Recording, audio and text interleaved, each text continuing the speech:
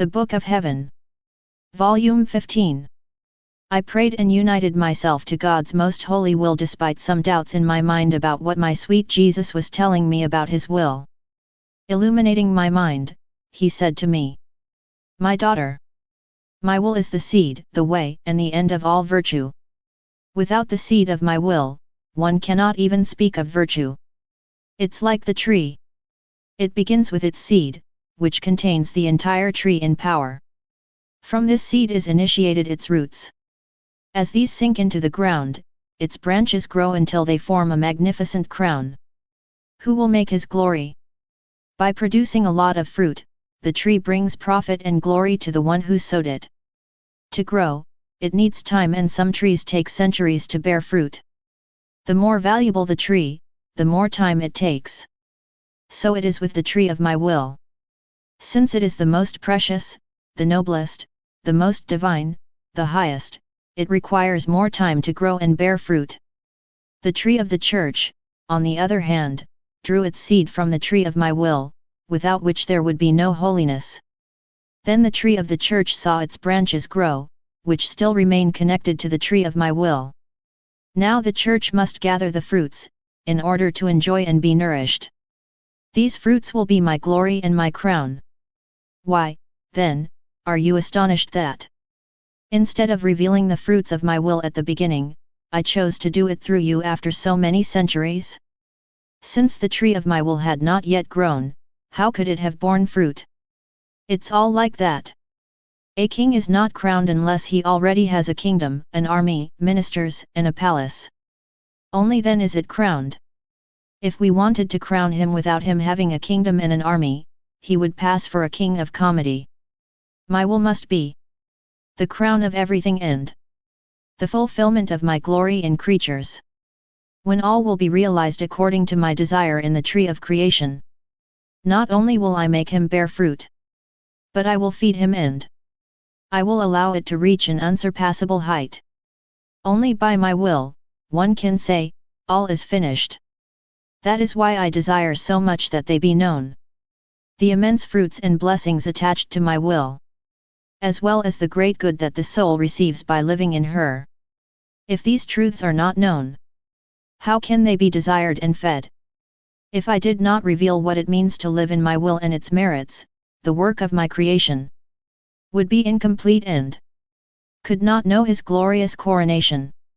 Do you see now how much it is needed? Let all that I have told you about my will be known. Why do I press you so much and excuse you so often from others?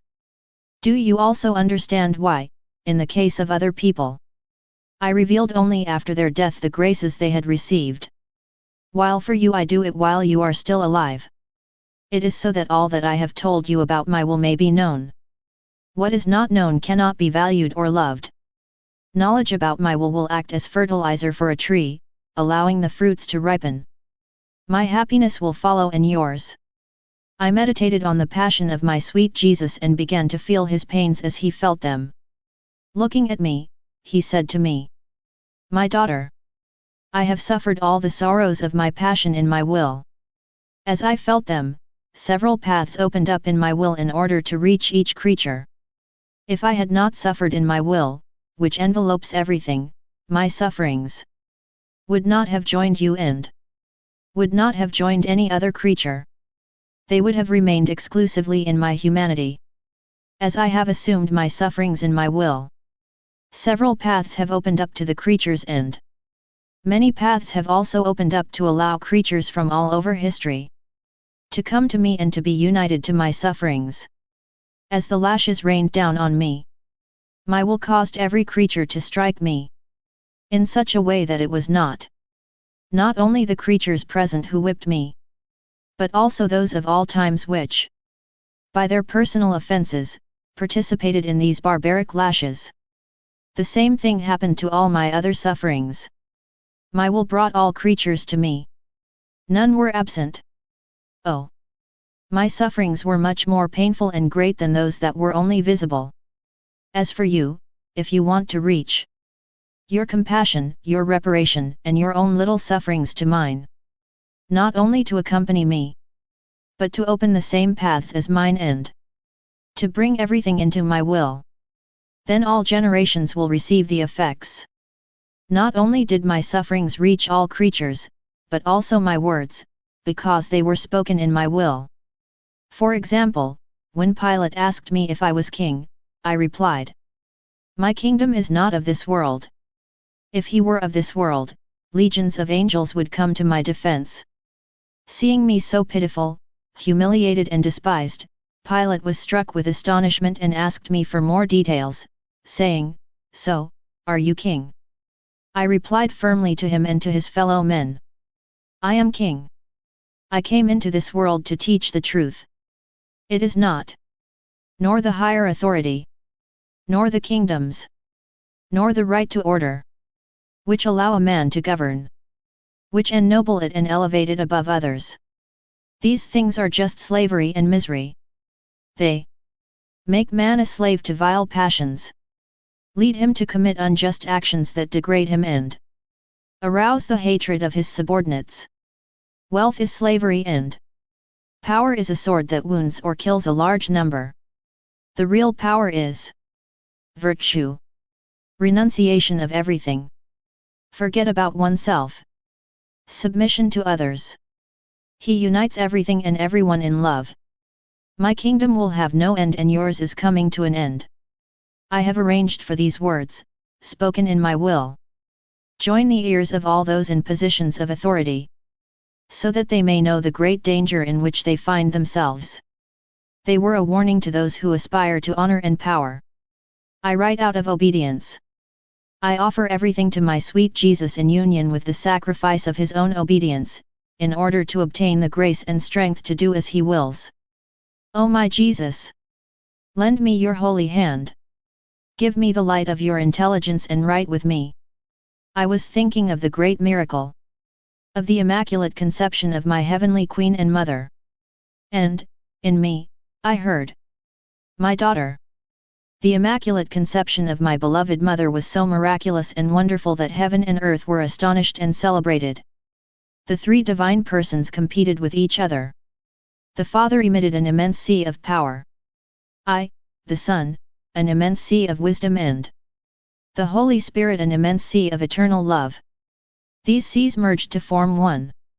And, in her midst, the Virgin was conceived, elected from among the elect.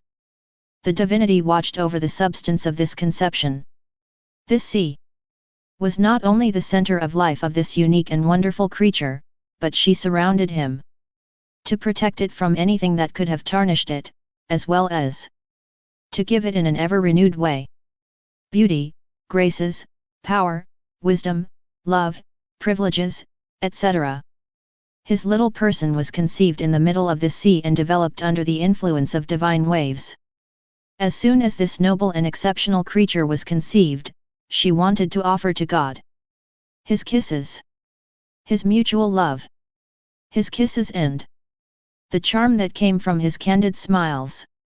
She did not want to wait, as is usual in other creatures. Also, from its conception, I gave him the use of reason and I have enriched it with the gift of all sciences. I allowed him to know our joys as well as our sorrows about creation. From her mother's womb, she came to heaven at the foot of our throne. Kiss us. Offer us his mutual love and his tender kisses. Throwing herself into our arms, she smiled at us with so much gratitude and thanks that she provoked our smiles. Oh! How beautiful it was to see this innocent and privileged creature, so rich in all divine qualities, to come among us, overflowing with love and trust, without fear. Only sin separates the creature from the Creator, destroys love and hope, gives rise to fear. She came among us as a queen who, by her love, deposited in it by us, made us respond to his desires, delighted us, encouraged us to celebrate and captivated our love. And we allowed him all that. Enjoying this love that enchanted us, we made her queen of heaven and earth. Heaven and earth exulted and they rejoiced with us that they finally had, after so many centuries, a queen. The sun was smiling in its light. And he considered himself happy to serve his queen by giving her her light. The heavens, the stars, and the entire universe rejoiced. And they celebrated because they could charm their queen. By letting him see their beauty and the harmony in which they bathe. The plants smiled because they could feed their queen. Even the earth smiled and felt ennobled to be able to offer a home to its empress and to be walked by her footsteps. Only hell wept, feeling weakened by the arrival of this sovereign. Do you know what was the first act of this celestial creature? When she came before our throne for the first time. She knew that all the wickedness of men came from the rupture between their will and the will of their Creator. She shuddered and, without wasting time and without hesitation, she laid down her will at the foot of our throne. Our will bound itself to her and became the center of her life, so much so that between her and us all relations and communications were opened, and there was no secret that we did not entrust to her. It was precisely the act of laying his will at our feet. Who was the most beautiful, the greatest, and the most heroic of all his deeds? Delighted with this, we made her queen of everything. Do you see, then, what it means to be bound to our will by ignoring his? His second act was to offer out of love for us. His total availability for any sacrifice we would ask of him. His third act was to restore the honor and glory of creation that man had tainted by doing his own will. From her first moment in her mother's womb, she cried with love for us and pain at the fall of the man. Oh! How innocent weeping touched us and hastened the fulfillment of the long-awaited redemption. This queen directed us, bound us, and snatched infinite graces from us. She sought so ardently for us to look at the human race that we could not resist her incessant supplications. But where did he get such power and influence over the Godhead? Ah! You have already understood that this is the power of our will acting in it. At the same time as she governed it. This will gave him power over God himself. How could we resist such an innocent creature? Filled with the power and holiness of our will? It would have been to resist ourselves. We saw in her our divine qualities. The reverberations of divine attributes enveloped him like waves, the reverberations of our holiness, our love, our power, etc. It was our will located in it. Who attracted in her all these reverberations of our divine qualities and which constituted the crown and defense of the divinity dwelling in it. If this Immaculate Virgin had not possessed the divine will as the center of her life, all the other prerogatives with which we had enriched it would have been without effect. It was the divine will that confirmed it and preserved its many privileges. And they were constantly increasing. When we act, we do so with reason, wisdom, and justice. The reason why we made her queen of all creatures is as follows. She never gave life to her human will. Our will has always been whole in it. How could we have said to a creature, "You are the queen of the heavens, the sun, and the stars," if, instead of being directed by our will, it had been directed by its own will?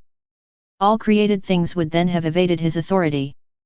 In their silent language, they would have said, "We don't want it. We are superior to him because we have never left your eternal will. As you created us, as we are." That is what they would have said. The sun with its light, the stars with their twinkling, the sea with its waves, etc. However, seeing this sublime Virgin, who had never wanted to know his own will but only that of God, they celebrated and, even more, they found themselves honored to have her as queen. They ran to her. They paid tribute to him by putting the moon under his feet as a step, the stars as its crown, the sun as its diadem, angels as his servants, and men to assist him. Absolutely all of them honored him and paid tribute to him. There is no honor or glory that cannot be bestowed on our will, let it act in us, or that it inhabits a creature.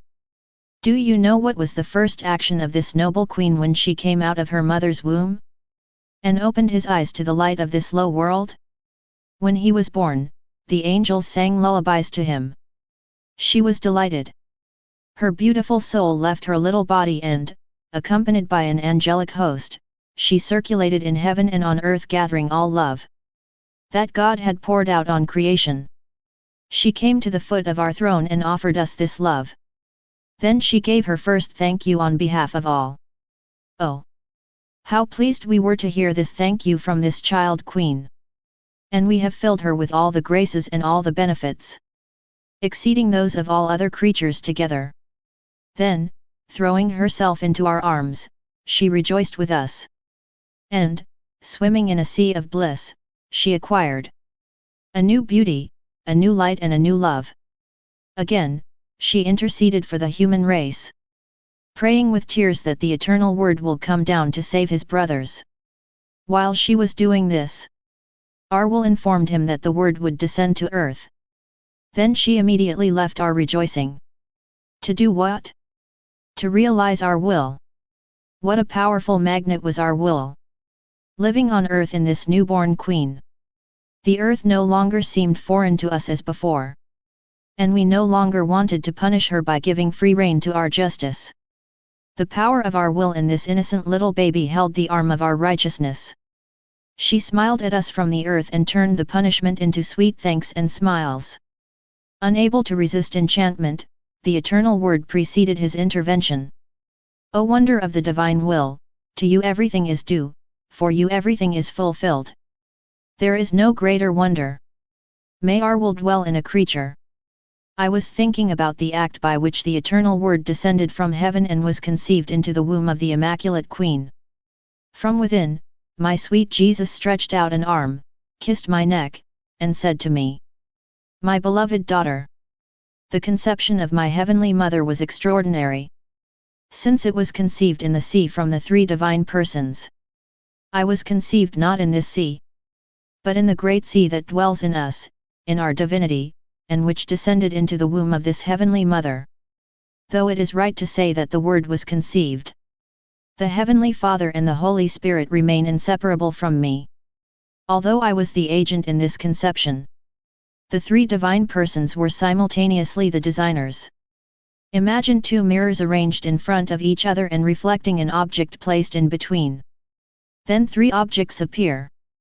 That of the center taking the active role, and the other two the dual role of participants and spectators. The object placed in the center corresponds to the incarnate Word. One of the objects reflected in the Holy Trinity, and the other to my dear Mother, always living in my will. My dear Mother prepared in her virginal womb the tiny divine ground where I, the eternal Word, clothed myself in human flesh. I would never have descended into a merely human field. With the Trinity reflecting in my Mother, my humanity was conceived. Thus, while the Trinity dwelt in heaven, my humanity was conceived in the womb of this noble Queen. All other things, as great, noble, sublime, or astonishing as they may be, even the conception of the Virgin Queen, are at best secondary. Nothing can be compared to my conception. Nor love, nor greatness, nor power. My design was not the creation of a new life, but was the fact of enclosing in human flesh the life that gives all life. It was not something that made me more than I was, but something that limited me in order to give. The one who created everything was locked in a small created humanity. These are works that only a God can do. A God who loves and who, whatever the price, wants to bind the creature to his love so that he is empowered to love. But all this is nothing. Do you know where my love, power, and wisdom have gone?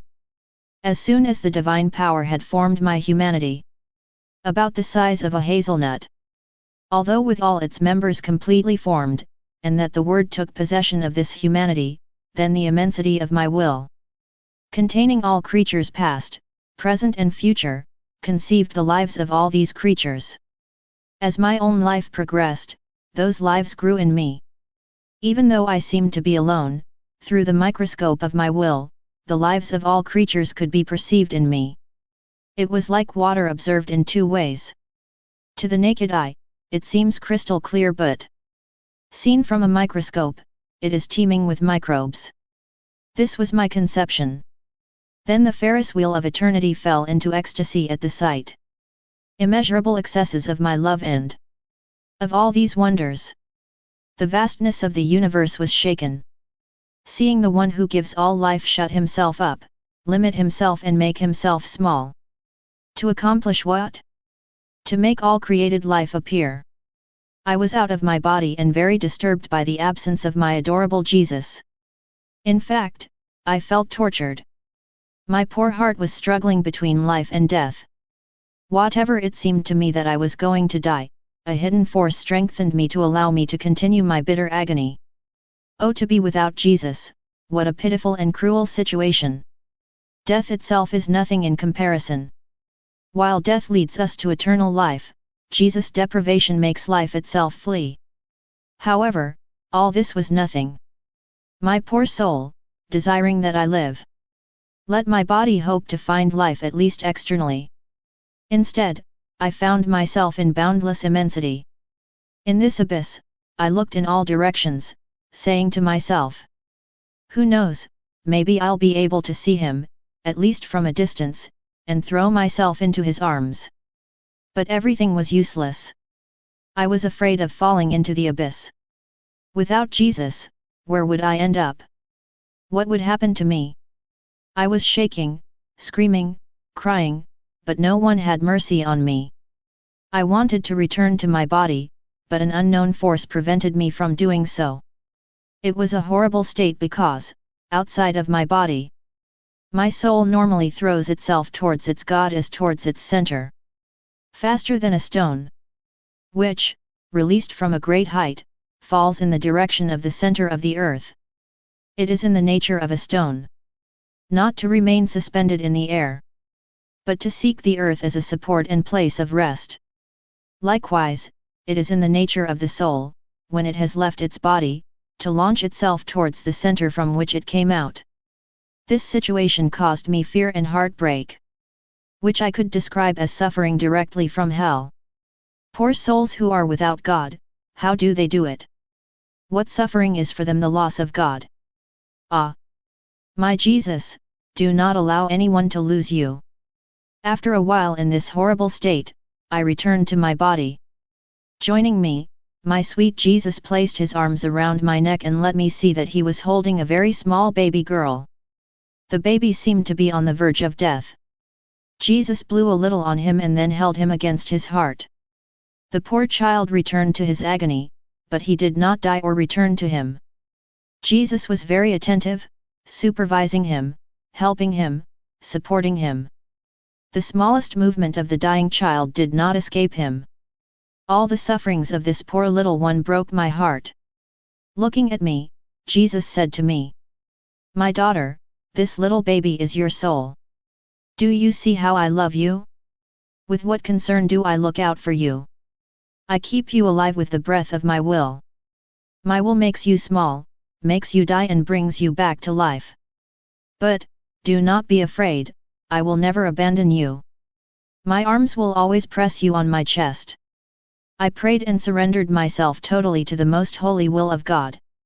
My ever-kind Jesus, coming from within and giving me a hand, he said to me, "My daughter, come with me and look at the gulf that exists between heaven and earth." Before my Fiat was pronounced, this great chasm was horrible to see. Everything was messy. There was no separation between land, water, and mountains. It was an agglomeration inspiring fear. As soon as my Fiat was pronounced, all the elements separated from each other, each taking its place. All things were put in order and could not move without the consent of my Fiat. The earth was no longer terrifying. Muddy that they were. The vast seas and waters became crystal clear with their soft whisper. As if they were voices peacefully singing the beauty of the earth. What order and attention this spectacle aroused in the creatures! What a display of beauty is the earth with its vegetation and flowers! But that wasn't enough. The void was not sufficiently filled. While my Fiat was flying over the earth, I separated everything and imposed order on the earth. It also reached the heights and increased the dimension of the heavens, embellishing them with stars.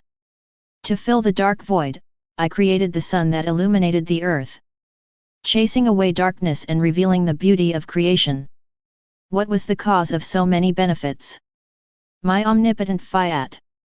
But this Fiat needed the vacuum to create this great machine that constitutes the universe. My daughter, do you see this great emptiness from which I have created so many things? Yet the emptiness of the soul is even greater. While the unoccupied space of the universe was to serve as the abode of man, the emptiness of the soul must serve as God's abode. There, in the emptiness of the soul, I don't have to pronounce my Fiat for only 6 days, as when I created the universe, but at every moment when the soul sets aside its will to realize mine, as my Fiat has to create in the soul more things, that when creating the universe, he needs more space. Do you know who gives me the latitude to fill this great emptiness of the soul? It is the soul that lives in my will. My Fiats are pronounced in it repeatedly. Each of his thoughts is accompanied by the power of my Fiat. Oh! How many stars embellish the heavens of this soul! His actions are accompanied by my Fiat and, oh! How many suns rise in it! His words, dressed in my Fiat, are softer than the murmur of the waters of the sea. And the sea of my graces flows to fill its great void. My Fiat rejoices by forming waves, which reach heaven and descend amplified so as to enlarge the sea of this soul. My Fiat blows on his heart, making his beats flames of love. Nothing escapes my Fiat.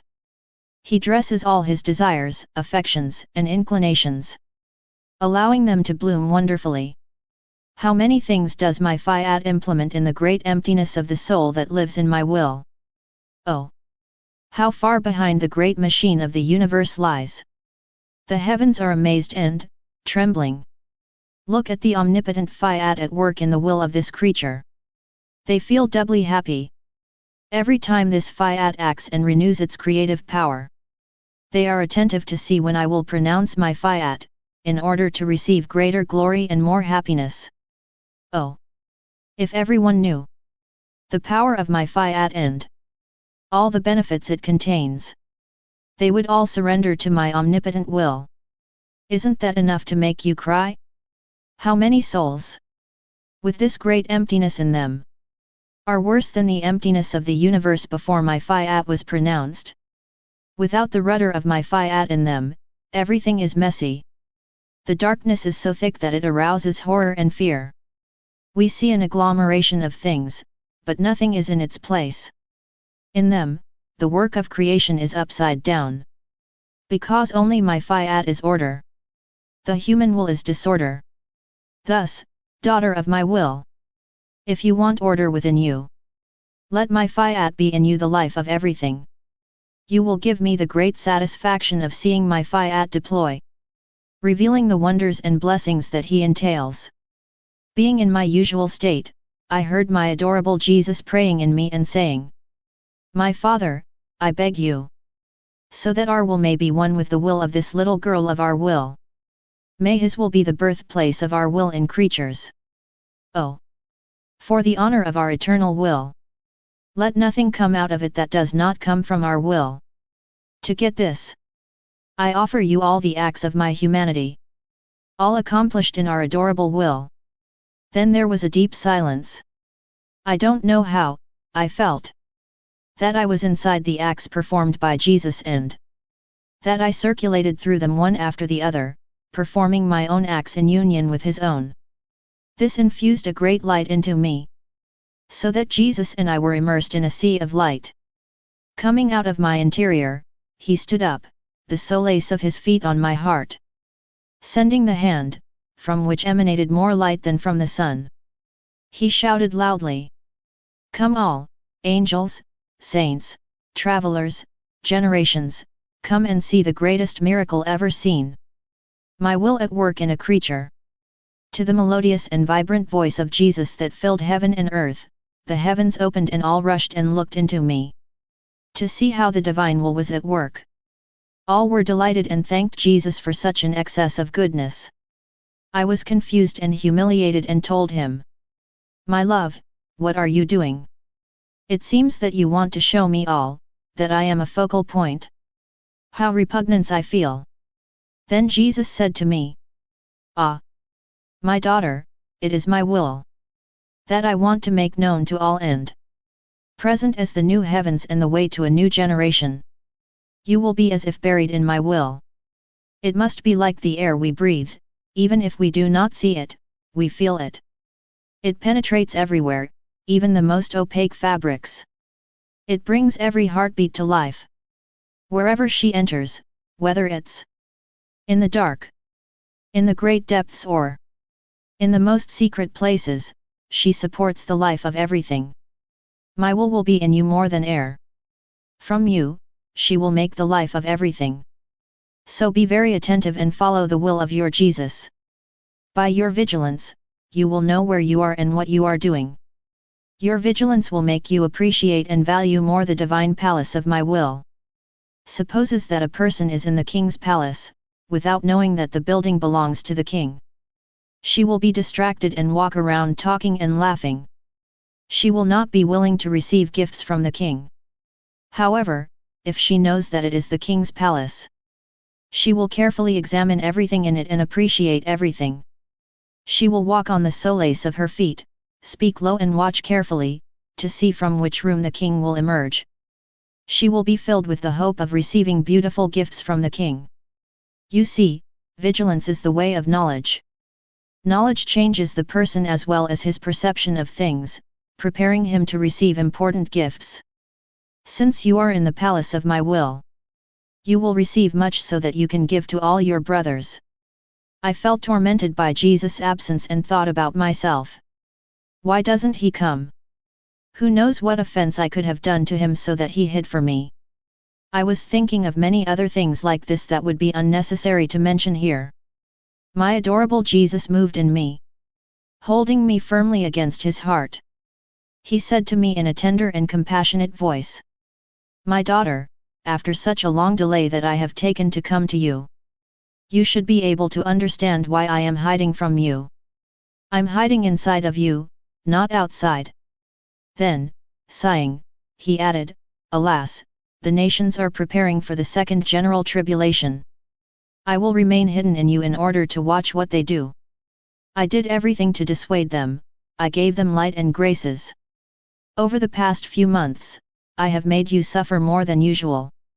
So that, meeting you as a barrier, my righteousness may let light and grace descend more freely into their minds to deter them from undertaking this second tribulation." But everything was in vain. The more alliances they form, the more they ignite discord, hatred, injustice and thereby force the oppressed to take up arms to defend themselves. When it comes to defending the oppressed and even natural justice, I must agree. Moreover, I must say that the conquering nations achieve victory by cheating of blatant injustice. They should understand that, and be more accommodating to the oppressed. On the contrary, they are even more inexorable, seeking not only humiliation, but destruction. What a diabolical cheat! And they are dissatisfied with all the bloodshed. How many poor people will perish? The earth needs to be purged. Several cities will be destroyed. Even I will take many lives by the punishments I will send from heaven. When this happens, I will remain hidden in you and observe." It seemed to me that he then hid more in me. His words plunged me into a sea of bitterness. Later, I noticed that I was surrounded by people praying. Coming into me, my Heavenly Mother took Jesus by the arm and pulled him out of me, saying, "My son, come among the people. Don't you see that stormy sea they're about to plunge into, that sea of blood?" But Jesus didn't want to go out. Turning to me, she said, "Pray to him that everything will happen in a more merciful way." So I began to pray to him. Then he put his ear inside mine and he made me hear the movements of the peoples and the sound of weapons. Then he made me see people of different races united together. Those already ready to go to war and those who were preparing. Holding him firmly against me, I said to him, "Calm down, my love, calm down. Don't you see the great confusion among the peoples, the great upheaval? If that is the preparation, what will it be like when everything starts?" Jesus said, "Ah! My daughter, that's what they want. Man's cheating reaches extremes, each wanting to plunge the other into the abyss. Thereafter, however, the union of different races will serve my glory. I spent the last few days in a sea of bitterness. Because the beloved Jesus deprived me much of his kind presence. When he showed himself, he did it within me. Immersed in a sea whose waves rose above him. In order not to be suffocated, he repelled the waves with his hand. With a pitiful look, he would look at me and ask for help, saying things like, "My daughter, see how the waves try to drown me. They would drown me if it weren't for the action of my arm. What a dirty time that causes such consequences." Then he hid deeper into me. How painful it was for me to see him in this state. My soul was torn. Oh! How I would have liked to suffer martyrdom if it had been able to relieve my sweet Jesus. This morning it seemed to me that he could not endure more. Using his power, he came out of the sea filled with weapons ready to wound and kill, whose mere sight inspired terror. He leaned his head over my chest. She was pale and tormented, though delightfully beautiful. He said to me, "My beloved, I cannot continue. If justice wants to take its course, my love wants to spread and follow its own path. That's why I left this terrible sea, whose waves are formed from the sins of creatures, in order to give free rein to my love and to give relief to my heart. In the company of the little girl of my will. You, too, cannot do more. I heard your groans of death in the horrible sea, because you were deprived of me. So, ignoring everyone else, so to speak, I ran to you. To free myself from this weight and to relieve you with our mutual love, thus giving you a new life." While he was saying this, he pressed me hard against him and kissed me, placing his hand on my throat. As if he had wanted to reassure me about the sufferings he had given me. Because of the previous days, my throat had remained in a state of near suffocation. My Jesus was all love and he wanted me to give him back the kisses, caresses, and hugs he gave me. Subsequently, I understood that he wanted me to enter the immense sea of his will to be fortified against the sea of the sins of creatures. Holding him tightly, I said to him, "My love, with you I want to follow all the acts that your humanity has performed in the divine will. What you have accomplished, I also want to do. So that, in all your deeds, you may find mine. In your supreme will, your spirit passes through all the spirits of creatures. In order to offer in a divine way to the Heavenly Father glory, honor and reparation for every evil thought of creatures and to seal each one with the light and grace of your will. So, I, too, want to go through every thought of the creatures, from the first to the last, in order to repeat what you have done. And in this I want to unite with our Heavenly Mother, who never stays behind and who keeps me with you. I also want to unite with your saints." Then Jesus looked at me and, full of tenderness, he said to me, "My daughter, in my eternal will, you will find as within a cloak all my deeds and all those of my mother, which included the acts of all creatures that have existed or will exist. In this coat there are two parts. One was raised to heaven and handed over to my Father to give him back all that creatures owe him, such as love, glory, reparation, and satisfaction. The other stayed to defend and help the creatures. My saints fulfilled my will, but did not enter it.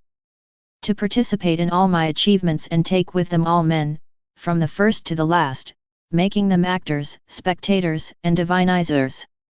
If one only fulfills my will, one is unfit to repeat all that my eternal will does. It then descends into the creature only in a limited way, to the extent that it can contain it. On the other hand, the one who enters into my will participates in its eternal growth. His actions are in line with mine and those of my mother. Look into my will. Do you see it as even a single act performed by a creature, other than my mother, who joined mine in covering all the acts performed on earth? Look, you won't find any. Which means that no one has entered into my will. It was reserved for my little girl to open the doors of my eternal will. to unite his actions with mine and those of my mother, and thus render all our acts in triple before the Supreme Majesty, for the good of the creatures. With the doors now open, other creatures may enter it, provided that they are disposed of such a great good. In the company of Jesus, I continued to travel in his will, by redoing everything he did. Then we looked at the earth. What abominable things we have seen there! How horrified we were by the preparations for war! Trembling, I returned to my body. Jesus came back a little later and he continued to speak to me of his most holy will, saying, "My daughter, my will in heaven is that of the Father, the Son, and the Holy Spirit. She is one. Although the three persons are distinct, their will is one. Since it is a single will that acts in us, it constitutes our happiness and equality in love, power, beauty, etc. If, instead of a single divine will, there were three, we cannot be happy, let alone make others happy. Moreover, we would be unequal in power, wisdom, and holiness, etc. Our unique will is our only good, from which flow seas of happiness. Seeing the great value that results from our unity of action in the divine will, our will also wants to act in unity. In three distinct persons on earth, the Mother, the Son, and the Bride. From these three persons, other seas of happiness will flow, bringing immense good to all travelers." Stunned, I told him, "My love, who are the Mother, the Son, and the Bride? Those three happy people who constitute a Trinity on earth and in whom your will is one?" He replied, "Have you not understood? Two of these people have already assumed this honor, my mother and myself. I who am the Eternal Word, the Son of the Eternal Father and the Son of the Heavenly Mother. By virtue of my incarnation in his womb, I am truly his son. The bride is the little girl of my will. I am in the center, my mother is on my right and the bride on my left. When my will acts, it echoes to the right and to the left, forming a single will. I have poured many graces into you.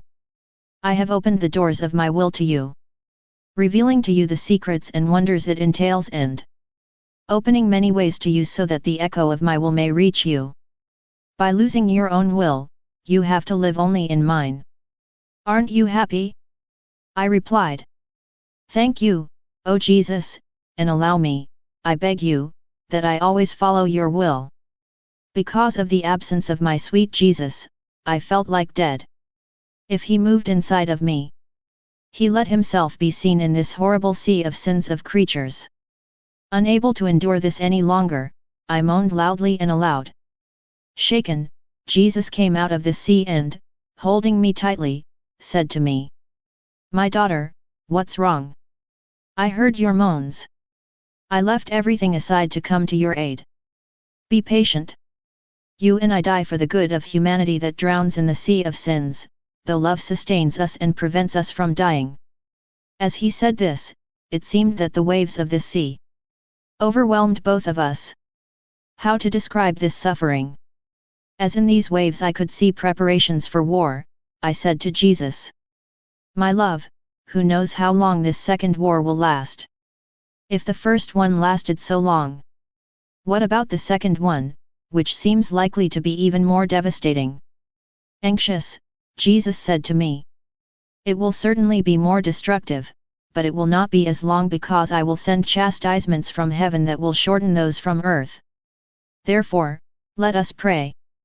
As for you, never leave my will." I felt happy. Very early on, my sweet Jesus manifested himself and he said to me, "Courage, my daughter. Be faithful and always attentive. Because fidelity and attention stabilize the soul and give her perfect peace and control, so that she achieves what she wants. The person who lives in my will is like the sun, which never changes and which remains constant in its production of light and heat. He does not do one thing today and another tomorrow. He is always faithful to his mission, although its action is one. This results in an innumerable amount of benefits for the earth. If he finds a flower that is not open, he opens it and gives it color and fragrance. If he finds a fruit that is not ripe, he ripens and softens it. If he finds green fields, he returns them of gold. If he finds polluted air, he purifies it by kissing his light. In short, the sun gives everything it needs for its existence, so that she can produce what God has planned for her. By his fidelity and constancy, the sun fulfills the divine will over all created things. Oh! If he were not always faithful to send his light, what confusion would reign on earth! Man would not know how to manage his fields and crops. He would say, if the sun does not provide me with its light and warmth, I won't know when there will be a harvest or when the fruits will be ripe. So it is for the faithful and attentive soul that lives in my will. Its action is one, but its effects are innumerable. Conversely, if the soul is fickle and distracted, neither you nor I can predict what it will produce. I did my usual adoration before the crucifix, totally surrendering myself to the adorable will of my dear Jesus. While I was doing this, I felt it coming forward in me. He said to me, "My daughter, hurry up. Enter into my will and do all that my humanity has done in the supreme will so that you can unite your actions with mine and those of my mother. It has been decreed that if no other creature, other than Mary, enters into the eternal will and thus makes our acts triple, the supreme will not descend to earth to make its way among human generations. She wants an entourage of triple acts to reveal herself. So hurry up." Jesus became silent and I felt as if I was launched into the eternal will. I don't know how to describe what happened to me, except that I joined the deeds of Jesus and added mine to them. Later, Jesus said to me, "My daughter, how many of them are the things that my humanity did in the eternal will? For the redemption to be perfect and complete, my humanity had to work in the eternal will. If my actions had not been performed in her, they would have been limited and finished. In the eternal will, however, they were unlimited and infinite and they encompassed the entire human family, from the first man to the last. I have absorbed in me all kinds of suffering. All creatures made up my cross. This is how she became so great. The length of all centuries and the breadth of all human generations. It wasn't just the little cross of Calvary where the Hebrews crucified me. This one was just an image of the great cross, on which the Supreme Will crucified me. All creatures formed my cross. Although she laid me out on this cross and crucified me there, the Divine Will was not alone in constituting my cross, but she was helped by all those who are part of it. That is why I needed the space of eternity for this cross. The size of the earth would not have been sufficient to contain it. Oh! How creatures will love me when they learn what, for them, my humanity has accomplished in the divine will, and what I suffered out of love for them. My cross was not made of wood. No, it was made of souls. I felt them tremble in the cross on which the divine will had laid me. I didn't turn anyone down. I gave each one a place. In doing so, I had to lie down in such a terrible way and with such excruciating pain that, in comparison, the sorrows of my passion seem tiny. So, hurry up, that my will may reveal all that the eternal will has achieved in my humanity. This knowledge will give rise to so much love in creatures that they will submit to it and let it reign in them." As he said this, he showed so much tenderness and love that, astonished, I said to him, "My love, why do you show so much love when you speak of your will?" "Because of this great love, it seems to me that you want to create others yourself. When you talk about other things, why don't you demonstrate this excess of love?" Jesus continued, "My daughter, do you want to know why? When I speak of my will to reveal it to creatures, I desire to infuse into it my divinity and thus create others myself. My love unfolds to the extreme for this purpose. I love creatures like myself. That's why, when I speak of my will, my love seems to go beyond its limits, to form the foundation of my will in the hearts of creatures. When I speak of other things, it is my virtues that I infuse.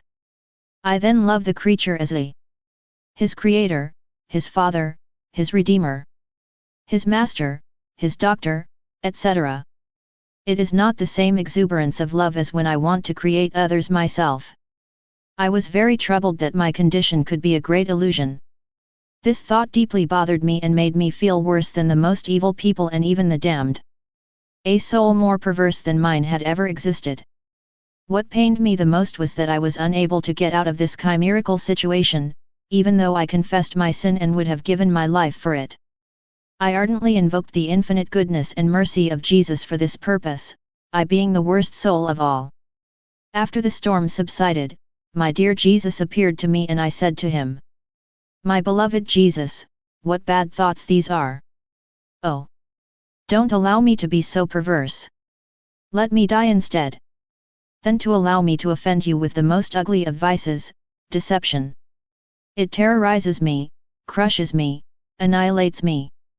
Tear me from your very gentle arms and places me under the feet of all, even the damned. My Jesus, you tell me that you love me very much. And yet, you allow my soul to be torn from you. How can your heart resist my sorrow?" He replied, "My daughter, courage, does not despair. He who must ascend higher than all must descend lower than all. It is said of my mother, the queen of all, that she was the most humble of all. With the knowledge she had of God her Creator and of which she was a creature, she was humble to such an extent that, to the extent of his humility, we have raised it higher than any other creature. It must be so for you. To raise the little girl of my will above all, and to give it the first place in my will, I must humiliate him deeply, lower than all. The more humble she will be, the more it can be raised and take its place in the divine will. Oh! How it rejoices me when I see a creature, which must be exalted above all, be lower than all of them. I run, I fly to you, to take you in my arms and to expand your boundaries in my will. Also, I dispose everything to your advantage, for the fulfillment of my dearest hopes for you. However, I do not want us to waste our time thinking about this. When I take you in my arms, put everything aside and follow my will." I felt like I was dying because I was separated from my sweet Jesus. If he came, it was time for a flash. As I was unable to endure this any longer, Jesus stepped forward inside me full of compassion. As soon as I saw him, I told him, "My love, what suffering! Without you, I feel like I'm dying, but from a death from which I don't really die, which is more painful than death itself. I do not know how the goodness of your heart can bear that I remain alone and in this state of continual death because of you." He said to me, "My daughter, don't lose heart. You are not alone in suffering this pain, because I have experienced it before you, as well as my dear mother. Oh! My pain was worse than yours. How many times my groaning humanity felt lonely, as if my divinity had abandoned her, even if she was inseparable from him. The reason for this was to create in my humanity a place for the atonement and for suffering, which was not possible for my divinity. Oh! How bitterly I felt this desolation! Nevertheless, it was necessary. You must know that when my divinity through the work of creation, she also launched all glory, the benefits and the happiness that every creature was to possess, not only in this life but in the heavenly homeland. The share provided for lost souls remained in abeyance since there would be no one to give it to. Because I had to complete and absorb everything in me, I have suffered the desolation that the damned themselves experience in hell. Oh! How painful this suffering has been to me! It was a merciless death. However, all this was necessary, since I had to absorb in me all that came out of us at creation, glory, blessings, happiness, to then dispose of it for the benefit of those who would benefit from it. I had to absorb all suffering and even the deprivation of my divinity. Now that all the benefits of creation have been absorbed into me, and as I am the head from which all the benefits come from, which descend on all generations, I am looking for souls who look like me, by their suffering and by their works to make them participate to the great glory and happiness. What does my humanity carry? Since it is not all souls who want to take advantage of this end, which are emptied of themselves and of the things of the earth, I seek some with which I can become intimate and in which I can create the suffering of being deprived of my presence. The soul that will suffer this desolation will come to acquire glory that my humanity entails and rejected by others. If I had not been with you almost always, you would not have known or loved me, and afterwards you would not have been able to experience the pain of this desolation. Since it would have been impossible for you, you would have lacked the foundations for this suffering. Oh! How many souls are separated from me and even dead! These souls are sad if they are deprived of a little pleasure or any other inclination. However, as far as the deprivation of me is concerned, they do not feel a hint of regret and they do not even give it a thought. Therefore, your suffering should console you because it is a sure sign that I have come to you, that you misses no end, that your Jesus wants to grant you the glory, the blessings, and the happiness that others reject. I surrendered myself completely to the most holy will of my sweet Jesus. Feeling a great heartbreak because of his absence, I thought in myself, why did he tell me so much about his eternal will if he now abandons me? Indeed, his words pierced my heart and tattered it. Although I am resigned and have embraced these sharp wounds as well as the hand that pierced me, I have the very clear feeling that everything is over for me. As I entertained these thoughts, my sweet Jesus moved within me. Putting his arms around my neck, he said to me, my daughter, don't fear. Nothing is finished between you and me. Your Jesus is always your Jesus. What attaches the soul most strongly to me is the loss of its will and mine. How could I forsake you? By telling you so much about my will, I have established many indissoluble bonds between you and me. My eternal will attaches your little will to mine with every word I address to you. You should know that in creating man, this was our intention. May he live in our will and that he thus takes what is ours and live of our means, changing into as many divine acts the human acts he would perform. But man wanted to live in his own will, by his own means and from then on, he exiled himself from his true homeland and all the benefits it entails. Thus, my immense benefits remained without heirs, no one having availed themselves of them. As a result, my humanity has taken the place of man and assumed all these benefits by living every moment in the eternal will. At its birth, during its growth, during its labors and at its death, my humanity has always remained attached to the eternal kisses of the Supreme Will.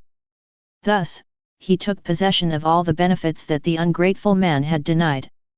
My daughter, my infinite wisdom has spoken to you abundantly of my will, not only to inform you, but also to make you live in it and to make you take possession of its benefits.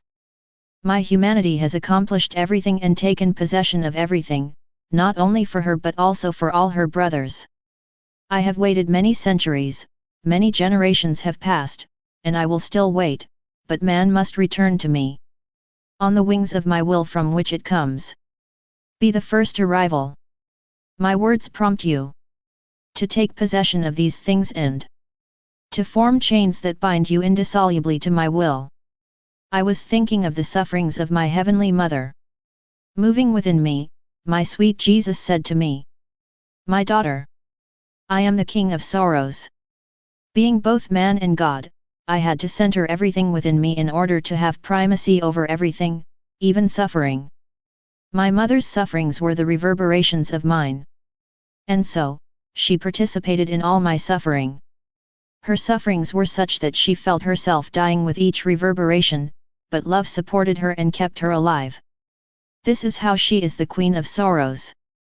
While he was saying this, I thought I saw my Heavenly Mother before Jesus. The sufferings and the pierced heart of Jesus were reflected in the heart of the Queen of Sorrows. It was like swords running through his heart. These swords were sealed by fiats of light that flooded it completely with light. These fiats, with a resplendent light, covered her with such glory that words cannot describe it. Jesus says, "It was not the pains that made my mother the Queen of Sorrows and made her shine with such glory, but my omnipotent Fiat which was joined to each of her acts and each of her pains. My Fiat was the life of each of his sorrows and the first act forming the swords and giving them the necessary intensity of suffering. He could infuse into his pierced heart as much suffering as he wanted, adding injury after injury, pain on pain, without encountering the slightest resistance. I felt honored to become the life of each of his heartbeats. My Fiat gave her complete glory and established her as a legitimate and true queen. What are the souls in which I can deposit the reverberations of my sufferings and my life? These are the ones that are inhabited by my Fiat.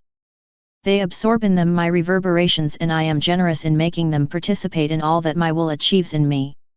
I await souls in my will, ready to grant them complete glory for all their deeds and sorrows. Outside of my will, however, I do not recognize the acts or sufferings of souls. I could say to them, I have nothing to give you. What will animate you in your actions and your sufferings? Look for your reward there. To do good and suffer without reference to my will is but miserable slavery. Only my will grants true domination, a true virtue and a real glory. Can transform what is human into divine. After communion, my sweet Jesus appeared to me. As soon as I saw him, I rushed to his feet to kiss them. He said to me, "My daughter, come into my arms and even into my heart." I hide in the Eucharist so as not to arouse fear. This sacrament plunges me into the deepest abyss of humiliation to lift the creature up to me, that she may become one with me, that my sacramental blood flows in his veins. May I become the life of each of the beats of his heart, of each of his thoughts and of his whole being. My love consumes me and wants the creature to be consumed in its flames, so that she may be reborn as another self. I wanted to hide in the Eucharist, to enter the creature and to carry out this transformation. For this transformation to take place, however, appropriate dispositions of the soul are necessary. When I instituted the Eucharist, my love, brought to excesses, foresaw graces, benefits, favors and light to make man worthy to receive me. I can say that my love has provided for man benefits that surpass even the benefits of creation. I wanted to grant man the graces necessary so that he could worthily receive me and enjoy abundantly the fruits of this sacrament. But, so that he may receive these graces, he must empty himself. He must have hatred of sin and the desire to receive me. My gifts don't go down into rot or mud. If the soul does not have the right dispositions to receive me, I do not find in it the empty space in which to pour out my life. Everything happens as if I died for her and she for me. I burn but she doesn't feel my flames.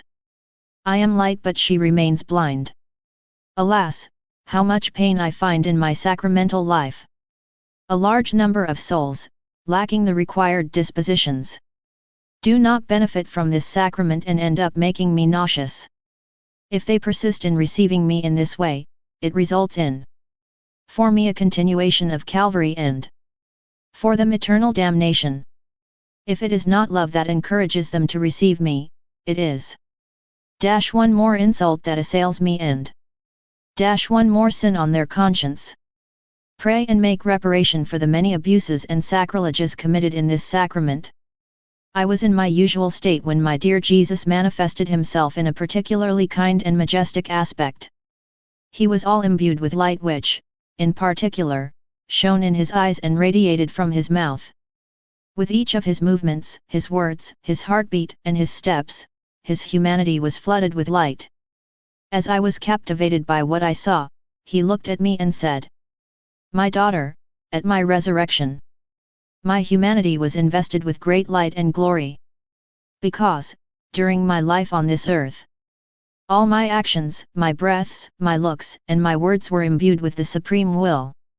While I was realizing everything in her, it prepared glory and light for my resurrection. Since I contain within me the immense sea of the light of my will, it is not surprising that if I look, speak, or move, a great light radiates from me, communicating to all.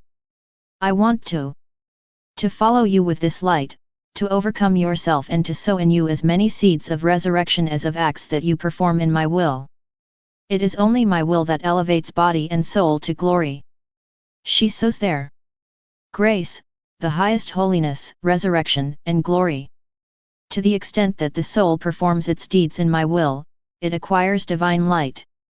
Because, by nature, my will is light, and the soul that lives in it acquires the ability to transform her thoughts, her words, her works, and all that she does in the light.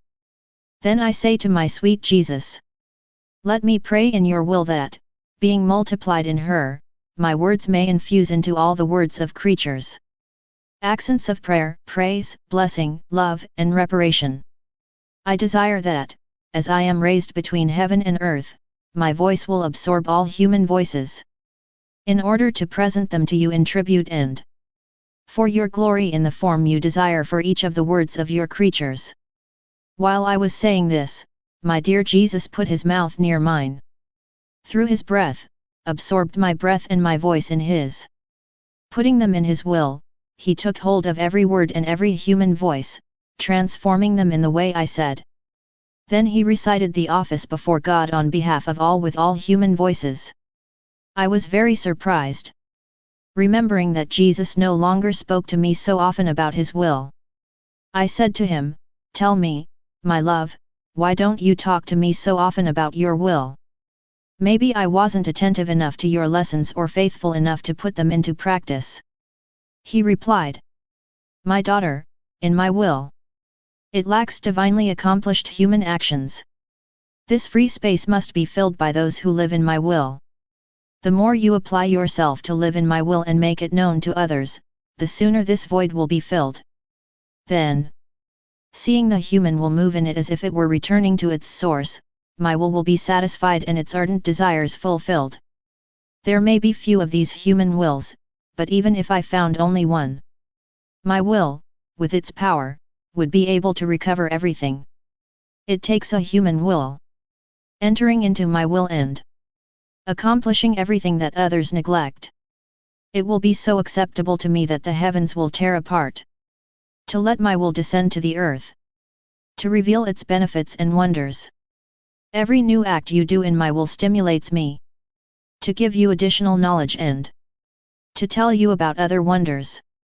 Because I want that you know the good you do, that you appreciate it and that you desire more and more to possess my will. When I see that you love him and recognize his worth, I give you possession of it. Knowledge is the eye of the soul. The soul without knowledge is blind to these benefits and truths. In my will, there is no blind soul. Rather, each new acquisition of knowledge brings him a greater vision. Enter into my will often and expand your horizons in it. Later, I will come back to tell you more about it. While he was saying that, we both went around the world. But, oh, how scary it was! Many wanted to hurt my beloved Jesus, some with knives and others with swords. Among them were bishops, priests, and religious who wounded his heart with terrifying violence. Oh, how he suffered! He threw himself into my arms so that I could protect him. I held him close to me and begged him to make me participate in his suffering. He satisfied me by piercing my heart so violently that I felt severely hurt all day. And he came back several times to hit me again. The next morning, I was still very much in pain. Jesus came back and said, "Let me see your heart." As he looked at him, he asked me, "Do you want me to heal you and relieve you of your suffering?" I replied, "My love, why do you want to heal me? Am I not worthy to suffer for you? Your heart is completely wounded and mine, in comparison, is almost untouched. Instead, if you want, give me more suffering. Pressing me against him, he continued to pierce my heart, which caused me greater pain. Then he left me. May everything be for his glory. I was completely immersed in the divine will, and I said to my Jesus, "Ah! I beg you never to let me leave your most holy will. Make sure that I always think, I speak, I act, and I love in your will." While I was saying this, I saw myself surrounded by a very pure light, and then I saw my love, who told me, "My beloved daughter, I love so much the acts performed in my will. As soon as a soul enters my will to act, my light surrounds it. And I run to make sure that my act and that of the soul are one. As I am the first act of all creation. Without me as the primary engine, everything created would be paralyzed, unfit for the simplest action. Life is movement. Without movement, everything is dead. I am the primary engine that makes all other movements possible. It's like a machine. When the first gear starts to move, all the others move. It is in this sense that it is almost natural that whoever acts in my will participates in my first act and, consequently, in the actions of all creatures. I see and hear this creature acting in my first act and, thus, in the acts of all creatures. This creature gives me a divine act. For every guilty human act that others do, she can do this because she acts in my first act. Thus, I can say that whoever lives in my will becomes my substitute for all, defends me against all and protects my action, that is to say my life itself. Acting in my will is the wonder of wonders. But, nevertheless, without human honor. This is my triumph over all creation. How this triumph of my supreme will is entirely divine. No human word can express it. I was thinking about what is said above, and my mind was swimming in the sea of the divine will. I felt like I was drowning in her. Often, I miss words when I want to express myself. Often too, I do not know how to organize the many things I want to write, and it seems to me that I write them without follow-up. But Jesus seems to tolerate me. All he needs is for me to write. If I don't, he scolds me, saying, "You must not forget that these things are not for you alone, but also for others." I thought in myself, if Jesus is so keen to make known the way of living in his will, and if a new era is coming, whose benefits will surpass even those of redemption, he should then speak to the Pope, who, as Vicar of Christ, possesses authority to directly influence all members of the Church, and thus to communicate this great good to all generations. Or, at the very least, he could resort to other influential people for whom it would be very easy to accomplish the task. But for a person like me, ignorant and unknown, how can we make this great good known? Sighing and kissing me more firmly, Jesus said to me, "My dearest daughter, my supreme will always produces its greatest works through virgin and ignored souls, which are not only virgin according to nature, but also in their affections, their hearts, and their thoughts. True virginity is the divine shadow. It is only by means of my shadow that I can fertilize my greatest works. At the time I came to save the man, there were pontiffs and authorities. But I didn't go to them because my shadow wasn't in them. Rather, I chose a virgin ignored by all but well known to me. If true virginity is my shadow, the fact that I chose an ignored virgin is attributable to my divine jealousy. I wanted it entirely from me. That's why I kept her unknown to everyone but me. Because this heavenly virgin was unknown, I was freer to make myself known and to pave the way for all to be aware of the redemption. The greater the work I want to do through a person, the more ordinary I make it seem.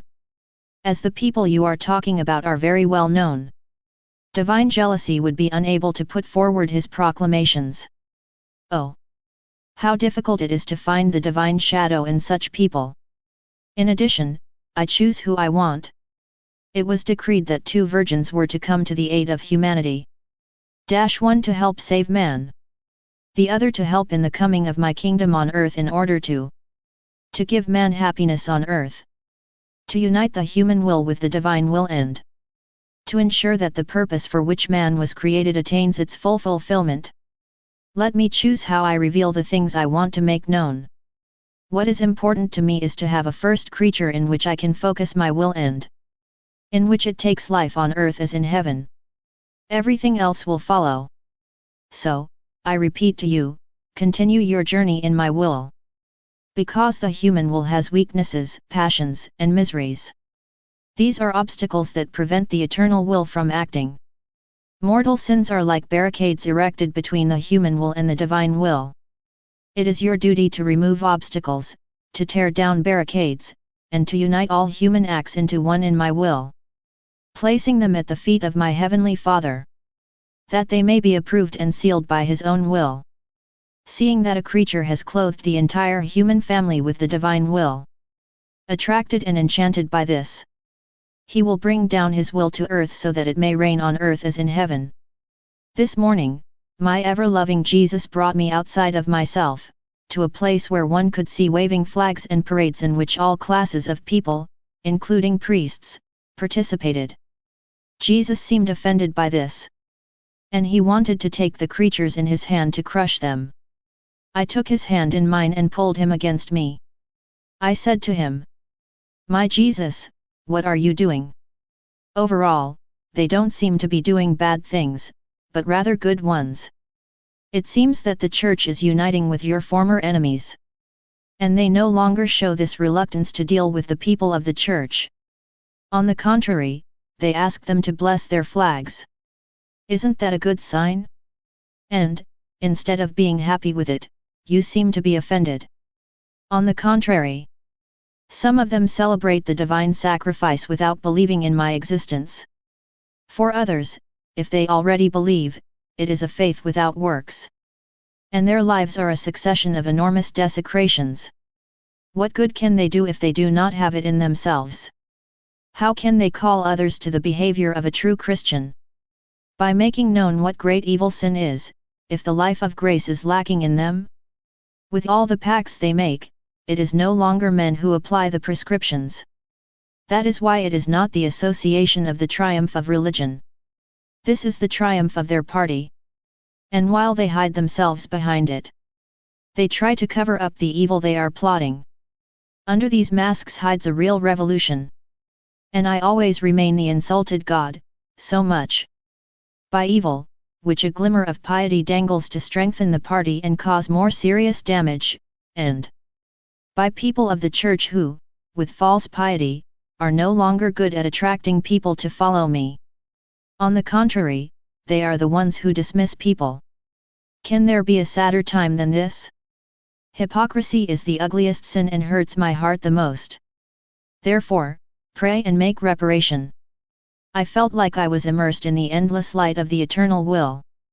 My sweet Jesus said to me, "My daughter, my divinity does not need to work to carry out His works, it is enough for Him to want them. So, I want and I do. The greatest works, the most beautiful, simply come out of my will. On the other hand, even if the creature wanted to, if she doesn't work, if she doesn't move, she doesn't do anything. Now, to the one who makes my will his own and lives there as in his own royal palace, the same power as to me is communicated to him as much as is possible to a creature." While he was saying this, I felt pulled out of myself. And I saw, under my feet, a horrible monster that bit everything with rage. Jesus, standing next to me, added, "Just as my Virgin Mother crushed the head of the infernal serpent, I also want another virgin, who must be the first possessing the supreme will. Presses this infernal head again in order to crush and weaken it, so as to confine it to hell. 2. That it has full dominion over it, and that she does not dare to approach those who must live in my will. Therefore, place your foot on his head and crush it." Made bold, I did it, and it bit even more. But in order not to feel my touch, he locked himself in the darkest abyss. That is why Jesus took up his word. "My daughter, do you think that living in my will is nothing? No, no. Rather, it is the whole thing.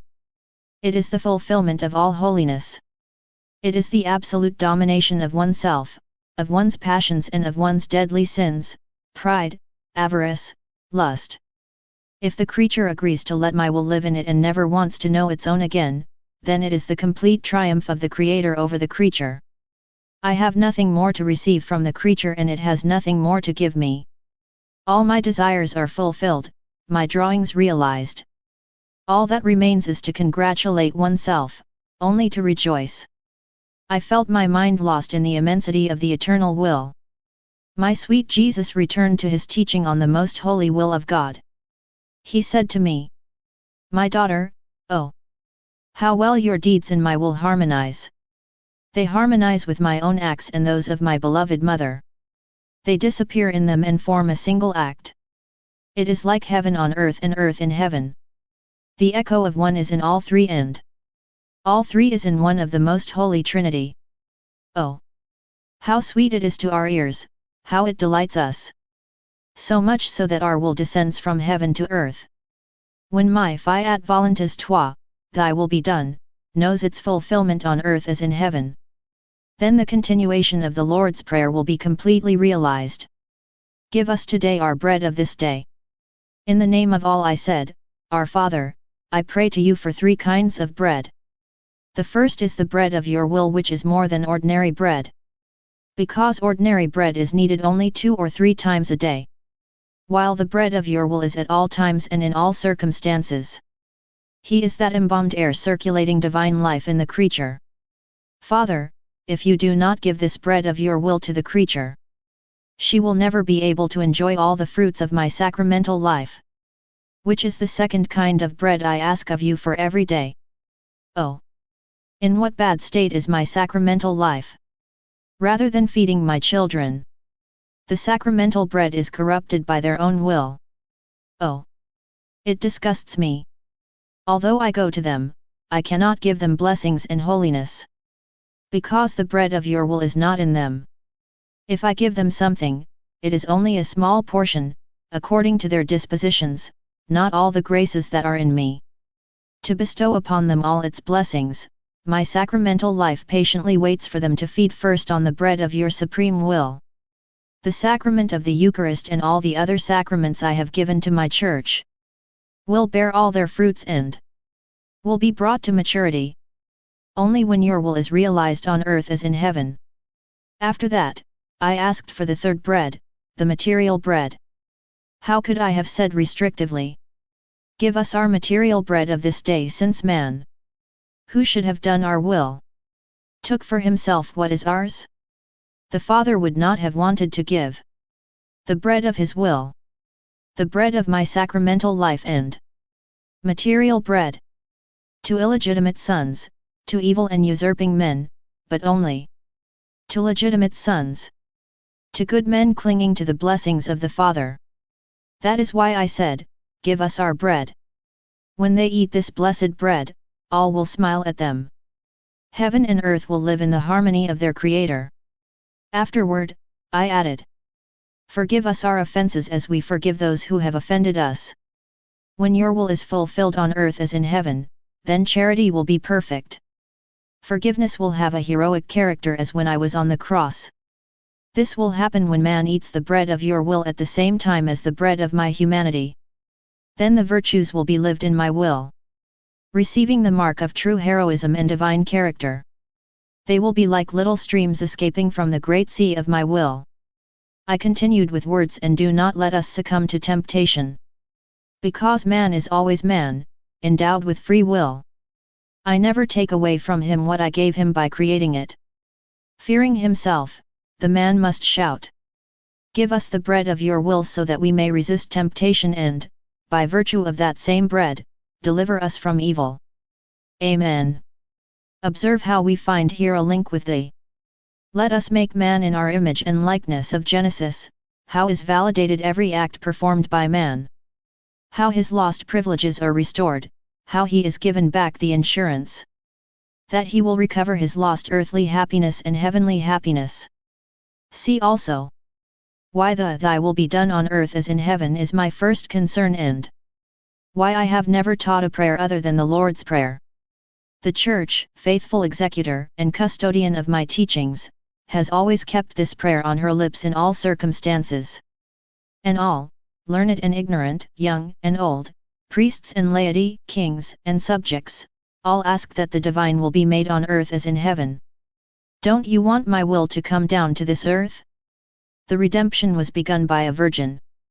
And I have not incarnated individually in every human being to redeem him, even if anyone desires it. Can enjoy the benefits of redemption and can receive me for him alone in my sacrament of love. Also, the kingdom of the divine will in hearts must be initiated and grown by a virgin.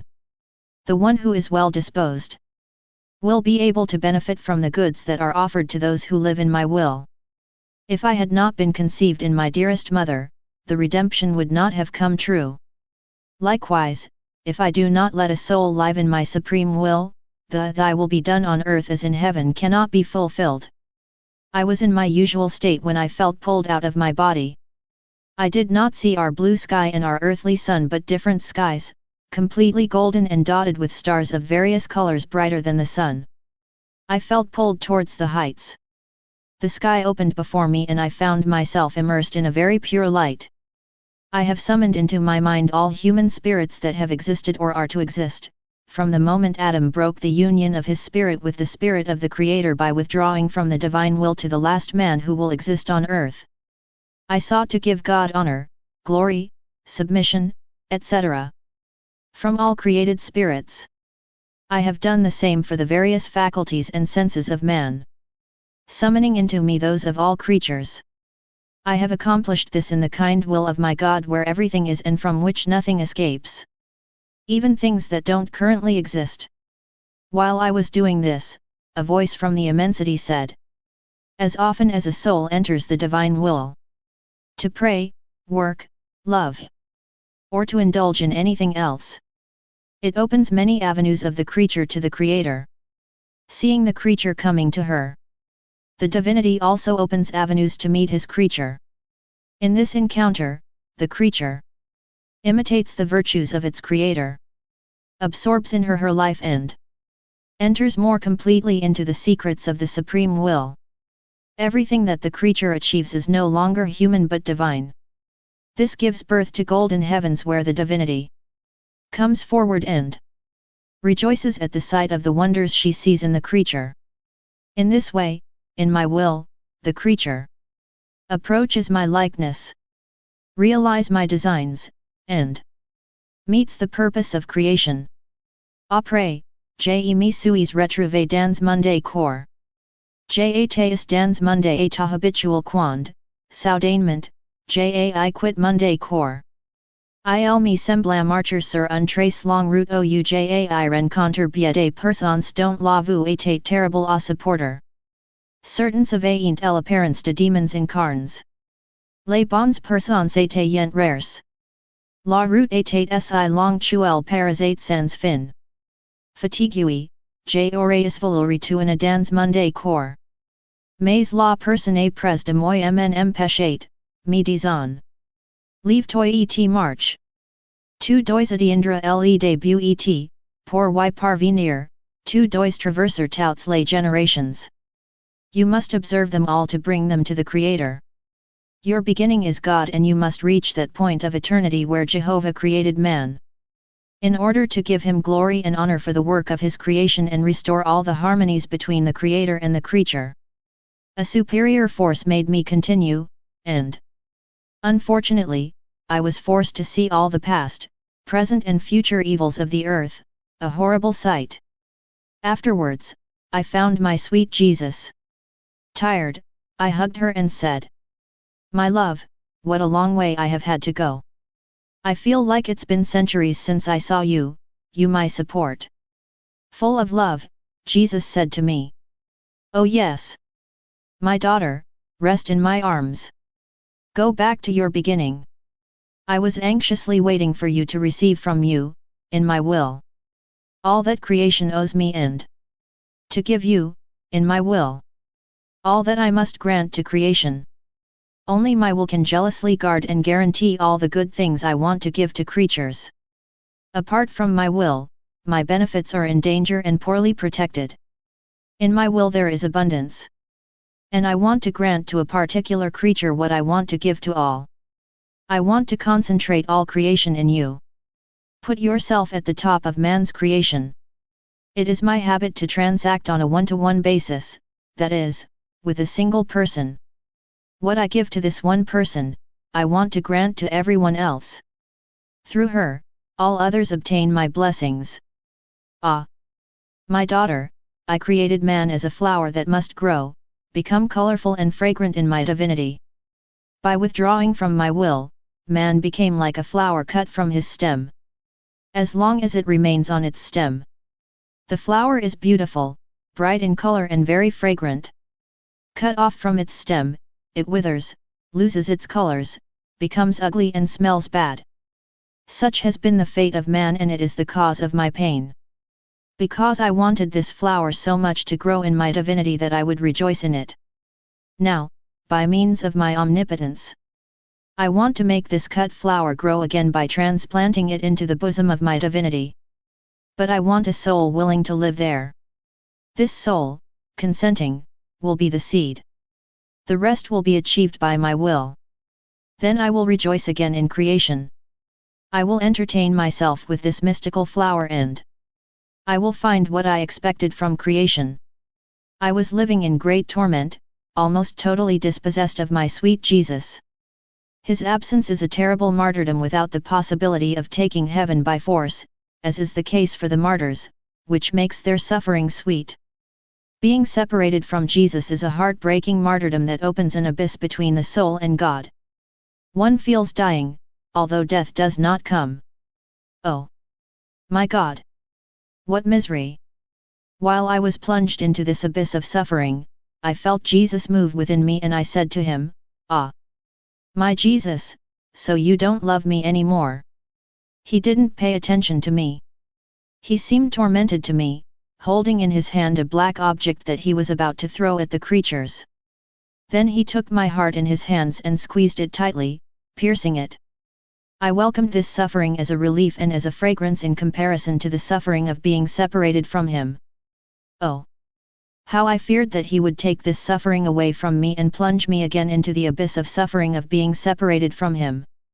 Then he said to me, "My daughter, I pay no attention to the lyrics. I only give it to achievements. Do you think it's easy to find a soul who really wants to suffer? Oh! How difficult it is! They say they want to suffer, but as soon as they are subject to a sentence, they run away. How they want to free themselves! I always remain alone in my suffering. Also, when I find a soul who does not flee suffering and who wants to keep me company in my sufferings, constantly waiting for me to bring him the bread of suffering, it gives me the rapture of love, and gives me extravagant generosity towards her, to the point of astonishing heaven and earth. Do you believe that I remain insensitive to the fact that, while you were separated from me, you wanted me to bring you my sufferings?" While he was saying this, he pointed out to me that the Blessed Sacrament was passing through the street. He kissed me tightly and I asked him, "My Jesus, what happens? Where are you going and who is carrying you?" He replied sadly, "I go to a sick person, carried by an executioner of souls."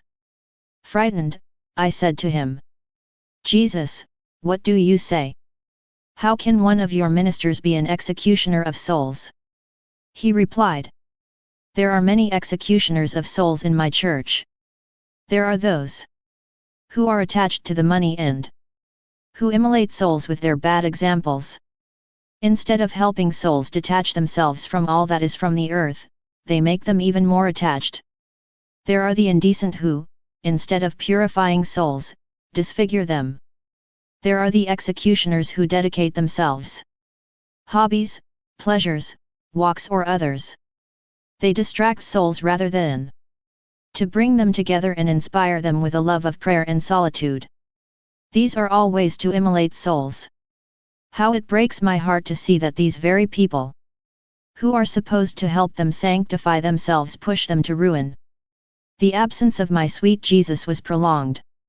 He finally came and I said to him, "Tell me, my love, what offenses have I done to you so that you stay so far from me? Oh, how heartbreaking this suffering is."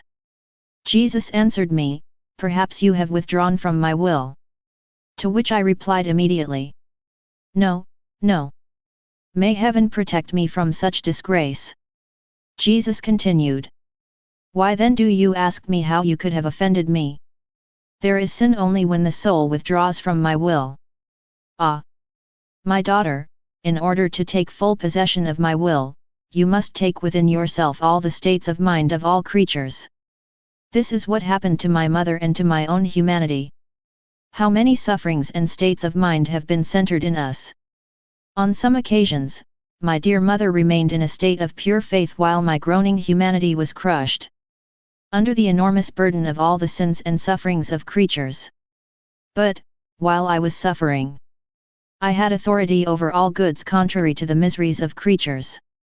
My dear mother remained queen of faith, hope, love and light, in such a way that she could give la foi, l'espérance, l'amour et la lumière à tout. Pour pouvoir faire ainsi.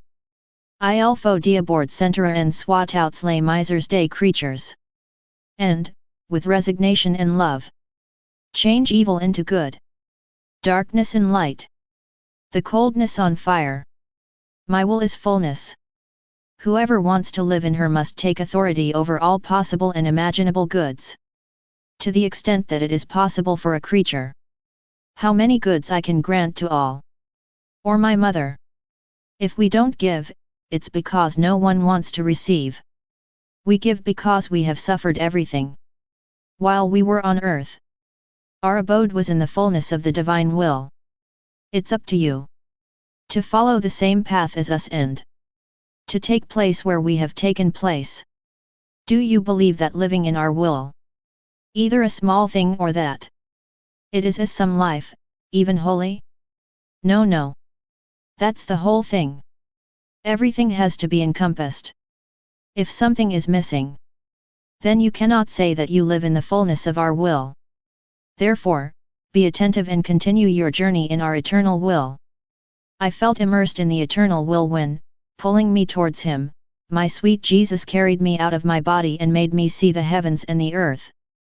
Showing them to me, he said to me, "Beloved daughter, by our supreme will, we have created the great machine of the universe, the heavens, the sun, the oceans, and everything else to give as a gift. But to whom? To those who do our will. Everything was granted to them as our legitimate children. We did this out of respect for the dignity of our works. We do not give them to strangers or illegitimate children, for they would not understand the great value of these gifts, nor would they appreciate the great holiness of our works. Rather, they would despise and squander them.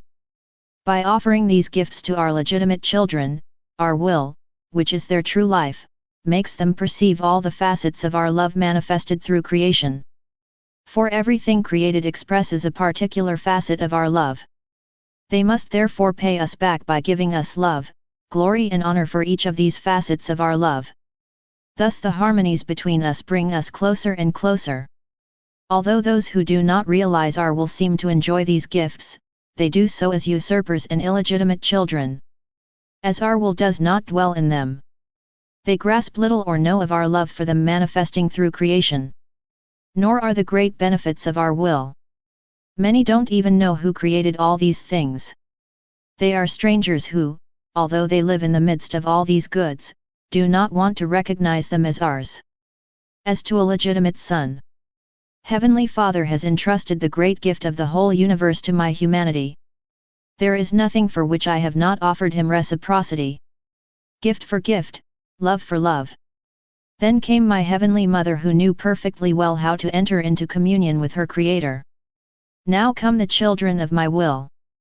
All creation exults with joy, famous. And, with me, recognize in you a legitimate daughter of the Supreme Will. All creatures will rush to you.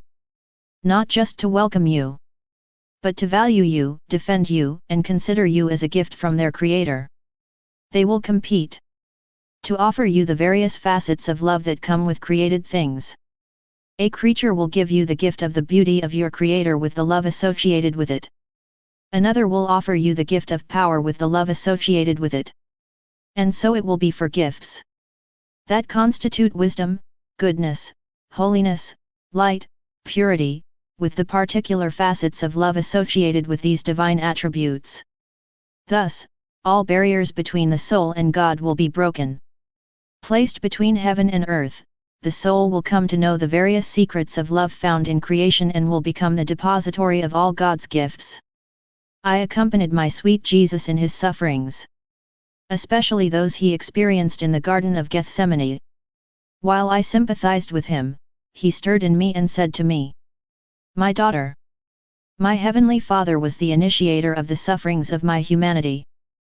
He alone had the power to create suffering and infuse as much as was necessary to pay the debts of the creatures. As for creatures, the suffering they gave me was secondary, because they had no power over me, nor could they create suffering at will. Heavenly Father acts in a similar way in creatures. At creation, for example, the first work done in the soul and body of man was done by my Divine Father. How much harmony and happiness he deposited in human nature! Everything in man is harmony and happiness. Consider only his physique.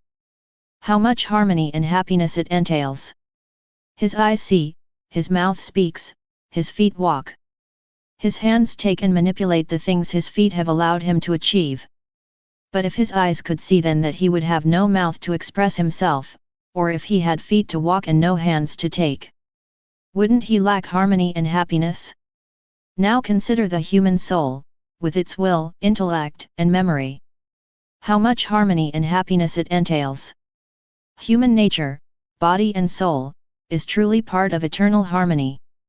God created an Eden in the soul and body of man, an Eden completely celestial. Then he gave him earthly Eden as his abode. Everything in human nature is harmony and happiness. Though sin has disturbed this harmony and happiness, it did not completely destroy the good things that God had created in man. Just as God created with his own hands the harmony and happiness of creatures, he created in me all the necessary sufferings to compensate for human ingratitude and to compensate for lost happiness and harmony. This is the case for all creatures. When I call one of them to a special holiness or mission, it is my own hands that work in his soul, giving him suffering at some point. To another of love or the knowledge of heavenly truths. So great is my jealousy that I do not allow anyone else to touch him. If I allow creatures to do something to this chosen soul, it is always secondary. I keep the precedence and I form it according to my plan. I was worried because of the absence of my sweet Jesus, and I said to myself, who knows the evil that is in me and from which Jesus hides to avoid displeasure moving in me? He said to me, my daughter, the sign that there is no evil in a soul and that it is completely filled with God, it is that everything that happens to him from the inside or from the outside does not bring him any pleasure. His only pleasure is in me and in me. This is true not only with respect to secular things, but also to holy things, to pious people, religious ceremonies, music, etc. For this soul, all these things are cold, indifferent, and seem not to belong to him. The reason for this is very simple. If the soul is completely filled with me, it is filled with my pleasures. Other pleasures do not find a place to fit in. As beautiful as they are, the soul is not attracted to them. They seem dead to her. On the other hand, the soul that is not mine is empty. When she comes into contact with earthly things, she experiences pleasure if it is about things she likes and displeasure if it is about things she does not like. Thus, she is in a continual cycle of pleasures and displeasures. Like pleasures that don't come from me, do not last and often turn into sadness. The soul is happy at one time and sad at the next. At one point, she is affable and, at the next moment, withdrawn into herself. It is the emptiness of the soul that causes these variations and changes in moods. As for you, do you find pleasure in what exists here on earth? Why then do you fear that there will be evil in you, as a result of which I would hide to avoid displeasure? Where I am, there can be no displeasure. I replied. My love, I do not take pleasure in any earthly thing, no matter how good it may be. You know that more than I do. How could I enjoy anything if the pain of your absence absorbs me, makes me bitter to the depths of me and makes me forget everything except the suffering of being deprived of you? Jesus continued. It confirms to you that you are mine and filled with me. Pleasure has this power. If he is mine, he transforms the creature into me. If it is natural, it carries the soul into human things. If it comes from passions, it leads the soul to evil. The sensation of pleasure may seem like a trivial thing, yet it is not, it is the first movement. For the good or for evil. Let's see why this is so. Why did Adam sin? Because he turned away from the enjoyment of the divinity. For that of the fruit when Eve presented him with the forbidden fruit and told him to eat it. At the sight of the fruit, he experienced pleasure. And he rejoiced in Eve's words telling her that he would be like God if he ate it. He took pleasure in eating it, and this enjoyment was the first movement of his fall. If, on the contrary, he had tried displeasure when looking at it, the inconvenience of hearing Eve's words and from disgust to the thought of eating it, it would not have sinned. Instead, he would have performed the first heroic act of his life. By resisting Eve and by correcting it, he would have retained his crown of fidelity to the one to whom he owed so much and who held all the rights to him. Oh! As it is necessary to remain attentive to the different pleasures that arise in the soul. If they are divine pleasures, they lead to life. If they are human or come from passions, they lead to death. There is then a danger of being swept away by the current of evil. Continuing in my usual state, I prayed that my sweet Jesus would deign to visit my poor soul. Tau bont, ilse manifesta. De ses saints mains, il me touche plus ears foi.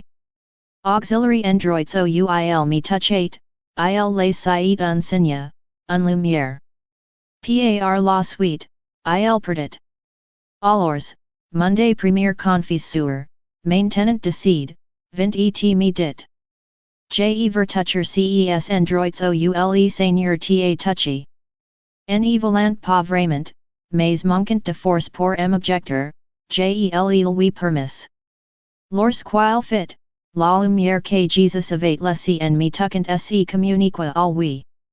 A choc touche additionnel auxiliary androids ou Jesus m'avait touché, la lumière l'envahissait davantage. J'étais étonné et monde confis sur me dit. Le Seigneur m'a envoyé pour me récompenser des mérites acquis quand j'ai venus à toi dans la charite. Maintenant, cela se change pour moi en lumière d'éternelle gloire. Ensuite, monde d'exime confis sur, décide lui aussi, 20 à son tour. Il me dit, dis-moi ce que Jesus t'a dit. Je veux entendre afin que la lumière de ces vérités se joigne à la lumière des nombreuses vérités dont Jesus t'a parlé de monde vivant et dont je fus alors imprégné. The Lord sent me to receive a reward for the merits I gained by wanting to hear His truths in my lifetime. If only you knew what it means to hear God's truths. What a fascinating light they contain. The benefits of the Son are overshadowed by the benefits to the one who speaks of these truths or listens to them. You should multiply your efforts to make them known to those who want to hear them. So what did he tell you? Remembering what Jesus had told me about charity, I communicated it to him. In doing so, my words changed into light and that light surrounded him. Very happy, he left. Now here is what Jesus told me about charity. My daughter, charity knows how to change everything into love. Consider fire, it can convert different varieties of wood and other things into fire. If he didn't have the power to change everything on fire, he wouldn't be worthy of his name. The same goes for the soul, if it does not convert everything into love. Supernatural things and natural things, joys and sorrows and all that surrounds her, she cannot claim to possess true charity. While he was saying this, many flames escaped from his heart, filled heaven and earth, then united in a single flame. He added, "Continual flames come out of my heart. To one they bring love, to another the penalty, to another the light, to another strength, etc. Although they have different functions, these flames all come from the furnace of my love, and their main purpose is to communicate love to creatures. Thus, they merge into a single flame. It must be so for creatures. Although they do different things, their ultimate goal must be love. Thus, their actions become small flames that, united together, form a great flame that burns everything and transforms everything in me. Otherwise, these creatures do not possess true charity."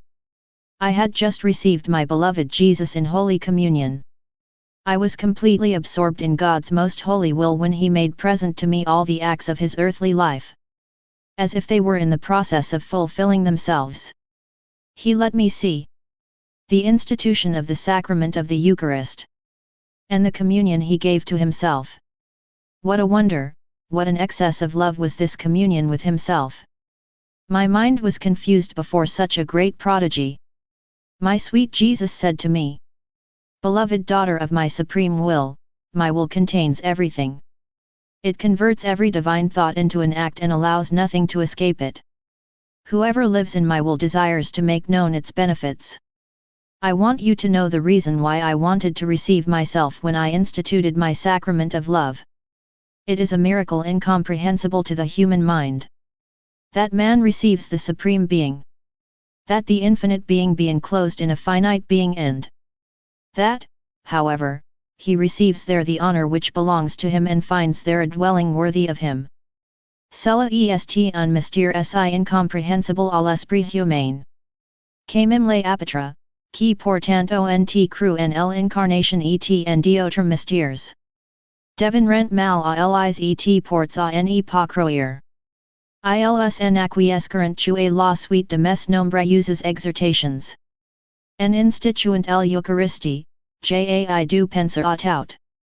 Puisque la creature devait me recevoir.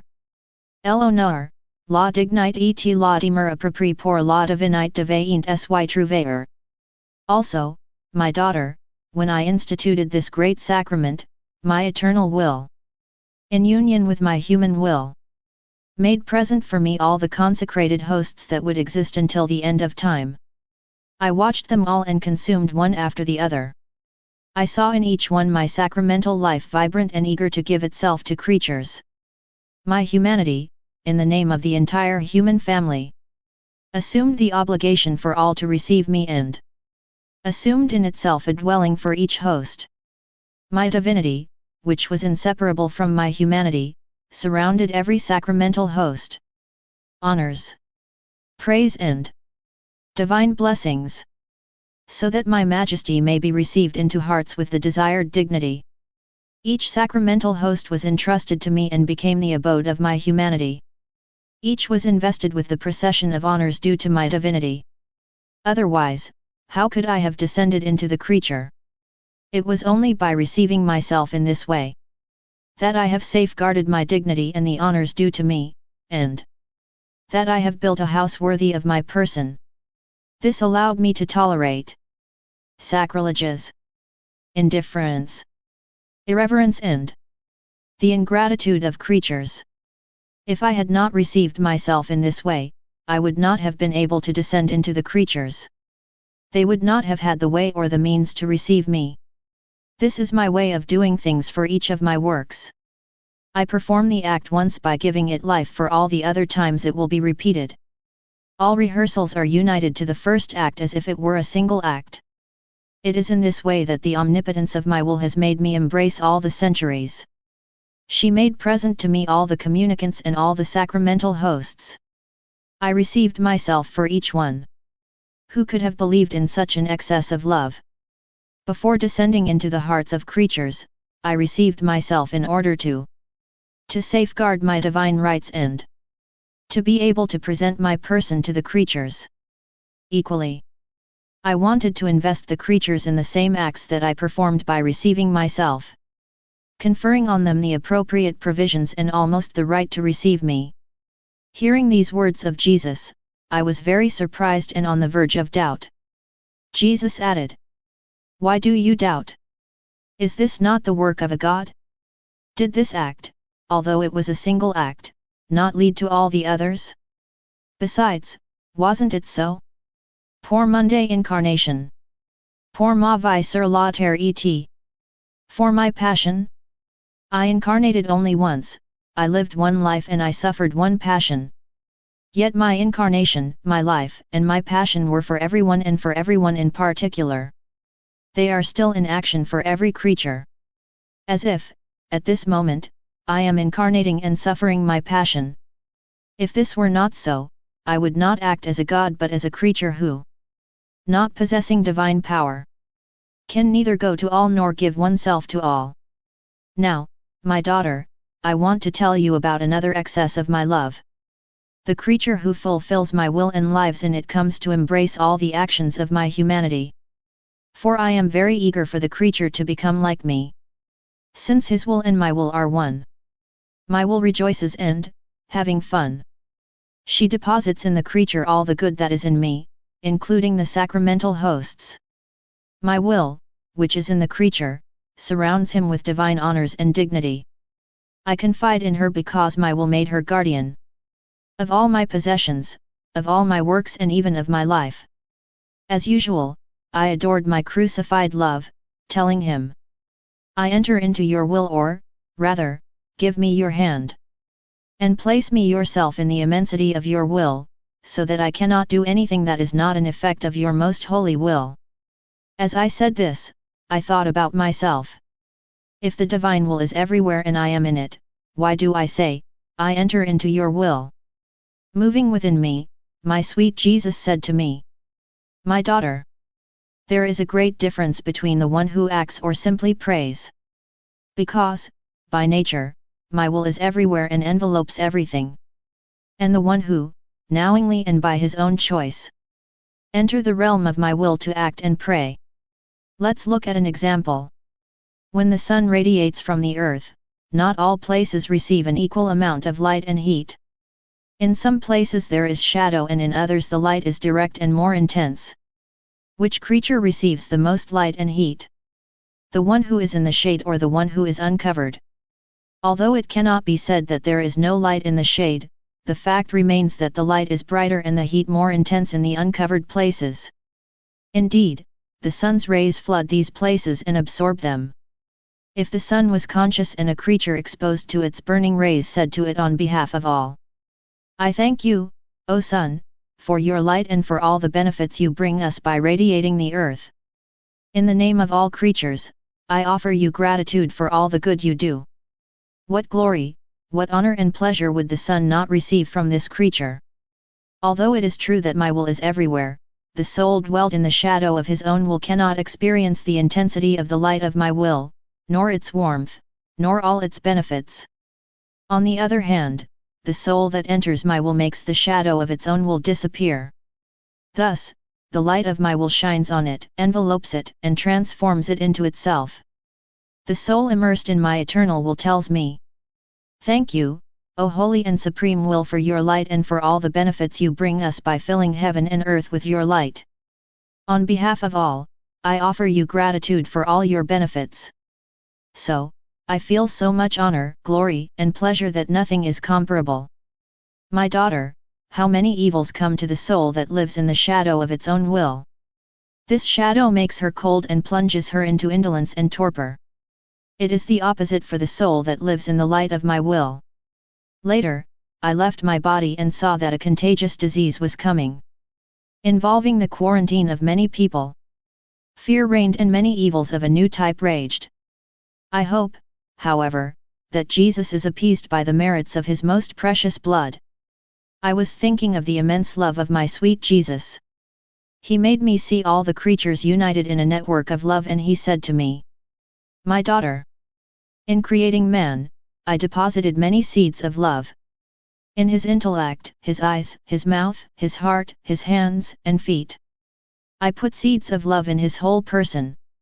As I had to act from the outside, I placed myself in all the things created in front of him to bud and grow these seeds according to my desires. Sown by an eternal God, these seeds are eternal. Thus man has within him an eternal love. An eternal love is always looking for a return of eternal love. I wanted to be inside man as a seed and outside of him as a worker, in order to grow in him the tree of my eternal love. What benefit would man derive from having eyes to see, if he did not have an external source of light that would allow his eyes to see? The same applies to the mind. If he does not have the words to express his thought, his intellect is fruitless. And so on. I love man so much that not only have I deposited in him the seed of my eternal love, but I have subjected him to the external waves of that same eternal love spread throughout all creation. Thus, shining in his eyes, the sun brings him waves of my eternal love. If he takes water to quench his thirst or food to satisfy his hunger, these commodities bring him waves of my eternal love.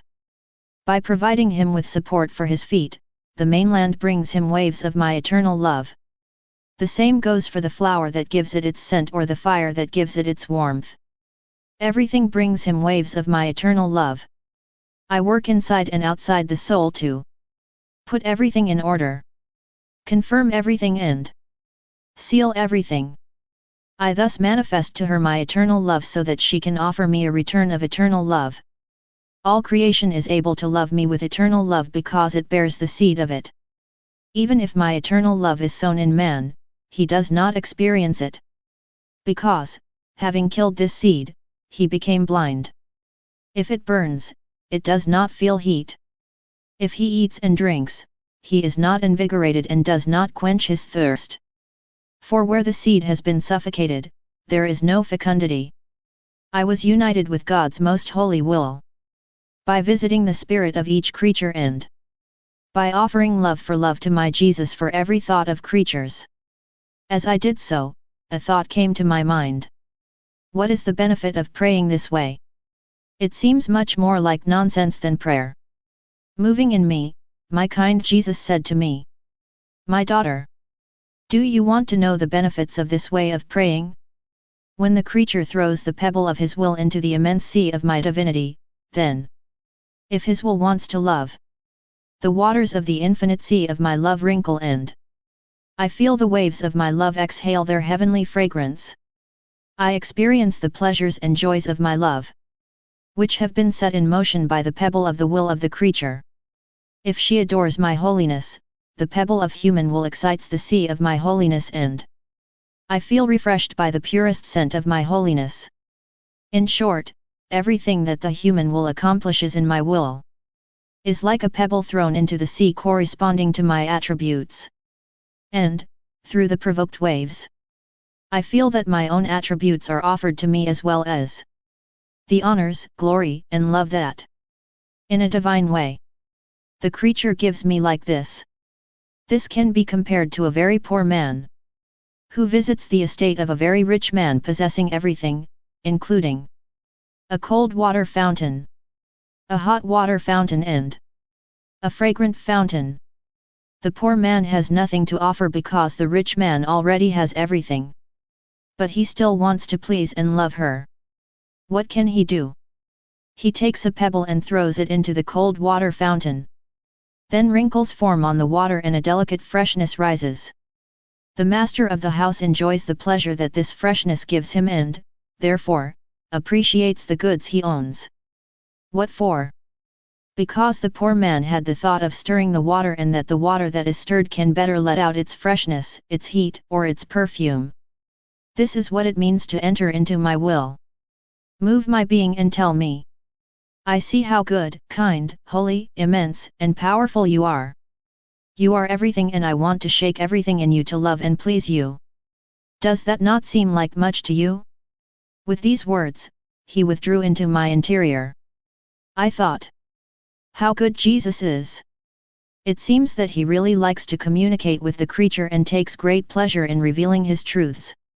When he reveals one of them, she acts as a stimulant that leads him, by an almost irresistible force, to reveal others. What a wonder! What love! Again, Jesus came out of me. Bringing his face closer to mine, he added, "My daughter, you don't know what it means to me to reveal my truths. Thus, you are astonished at my pleasure and the irresistible force that prompts me to reveal myself to the creature. He who deigns to listen to me and converse with me is for me a source of rejoicing.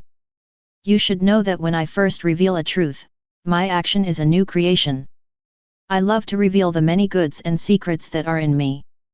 Because I am the act that never repeats itself.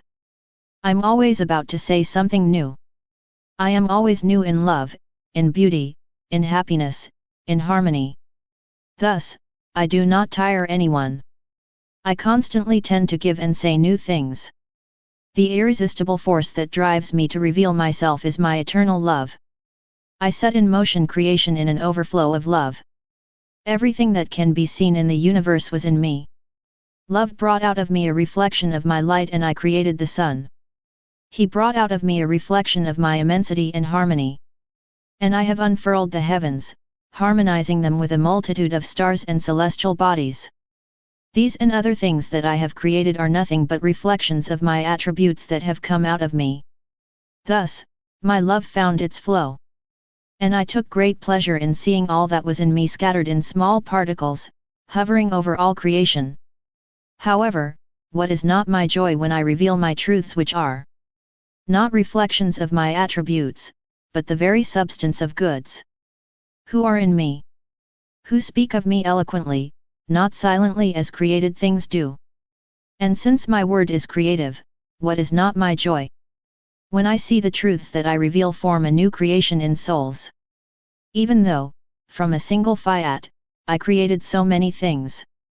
Thus, by revealing my truths, it is not only a fiat that I pronounce, but truths that I make known. Imagine my pleasure when I reveal my truths to souls. Not silently, but in a resounding voice. In revealing my truths, my love finds its outpouring and celebrates. And I love very much those who deign to listen to me. I accompanied my sweet Jesus in the hours of his passion, especially when he was accused by the Jews before Pilate. This one, not satisfied with the accusations against Jesus, questioned him in order to find sufficient reasons to convict him or to release him. Speaking to me in my interior, Jesus said, "My daughter, everything in my life was a deep mystery and sublime teaching, on which man must reflect in order to imitate me." The Jews were so full of pride and so skillful to feign holiness and to give themselves the appearance of men of integrity and conscientiousness, that they believed that the mere fact of having me appear before Pilate, by mentioning that they found me liable to death, he would listen to them and, without further ado, condemn me. They relied in particular on the fact that Pilate was a non-Jew who did not know, not God. But God had decided otherwise in order to warn the authorities and to teach them that, despite the apparent integrity and sanctity of the accusers of an alleged criminal, they should not believe these accusers too easily. But they must know how to question them a lot in order to be able to judge if, behind the appearance of good intentions, there is the truth or rather jealousy, resentment, and lust for some advantage or honor. Careful scrutiny reveals the people, may confuse them and can show that they are not trustworthy. Being questioned, they can then abandon the idea of reaping benefits to accuse others. What harm can superiors not be guilty of when they give credence to feigned goodness rather than proven virtue? The Jews were very humiliated, not to be easily believed by Pilate and to have to answer many of the questions. They were all the more humiliated as they could see that there was more rectitude and conscience in this non-Jewish judge than in themselves. Besides, if Pilate condemned me, it's not because he believed them, but because he had no other choice not to lose his position. We must know how to scrutinize intentions. This brings lighting to calm the good and confuse the mischievous. Desiring to know more, Pilate said to me, "So you are king? Where is your kingdom?" I wanted to give him another sublime lesson by saying, "Yes, I am king." With this answer, I wanted to say to him, "Do you know what my kingdom is? These are my sufferings, my blood, and my virtues. My kingdom is not outside of me, but within me. What you have outside of yourself can be neither a true kingdom nor a real empire. Because what is outside of man can be lost or usurped and he will be forced to leave it. While what is inside man cannot be removed. His possession is eternal. The characteristics of my kingdom are injuries, the crown of thorns and the cross. I don't behave like other kings, who keep their subjects separate from them, without safety and even without power supply. I call my people to live in my wounds, strengthened by my sufferings, quenched by my blood and nourished by my flesh. That is what really reigns. All other royalties are royalties of slavery, danger, and death. In my kingdom, there is a true life. How deep mysteries lie in my words! In its sufferings, humiliations, and abandonment of all, in its practice of true virtues, the soul should say to itself, "This is my kingdom that will not perish. No one can take it away from me or touch it. He is eternal and divine, like that of my sweet Jesus. My sufferings strengthen him. No one can fight me because of the fortress I'm in. This is a kingdom of peace to which all my sons should aspire." I prayed and surrendered completely in the arms of my sweet Jesus when the following thought came to me: I am the only one who suffers the martyrdom of annoying others and being a burden to my confessors by tiring them with my affairs and my relations with Jesus, while others are free. When they enter a state of suffering, they free themselves. Yet how many times have I prayed to Jesus to set me free, but in vain. While I entertained these thoughts and many others, my beloved Jesus came, all goodness and love. Approaching me very close, he said to me, "My daughter, greater is the work I want to do. The more it is necessary that the chosen creature be treated exceptionally. The work of the redemption was the greatest. I chose as an intermediary a creature and I filled her with all the gifts like never before, so that she could be my mother and that I may lay in her all the graces of the redemption. From the moment of her conception, to that of my own conception in her, I kept her hidden in the Most Holy Trinity, who kept and directed her in everything. When I was conceived in her virginal womb, being the true high priest and the first among priests, I assumed to protect her and direct her in everything, even in the beating of her heart. When I died, I did not want to leave her without the assistance of one of my priests, John, a privileged soul, filled with graces and unique both before God and before history. Have I done this for other souls? No, for, not possessing so many gifts and graces, no one else deserved such protection and assistance. And you, my daughter, are also special before me and before history. There have been no other creatures before you and there will be no creatures after you who, by necessity, have been provided to such an extent with the assistance of my ministers. I have chosen you to deposit in you the acts of my supreme will. It was appropriate, by virtue of the holiness of my will. May some of my ministers accompany you and be depositaries. The graces of my will. And then communicate them to the rest of the Church. We need a lot of precautions on your part and on the part of these ministers. As far as you are concerned, as another mother to me, you have to receive the great gift of my will and you have to know all the merits. As far as my ministers are concerned, they must receive these things from you. That the Fiat voluntas kill on earth as in heaven may be realized in my Church. Ah! You do not know all that I had to give you to make possible the deposit of my will in you. I have removed from you the seed of corruption.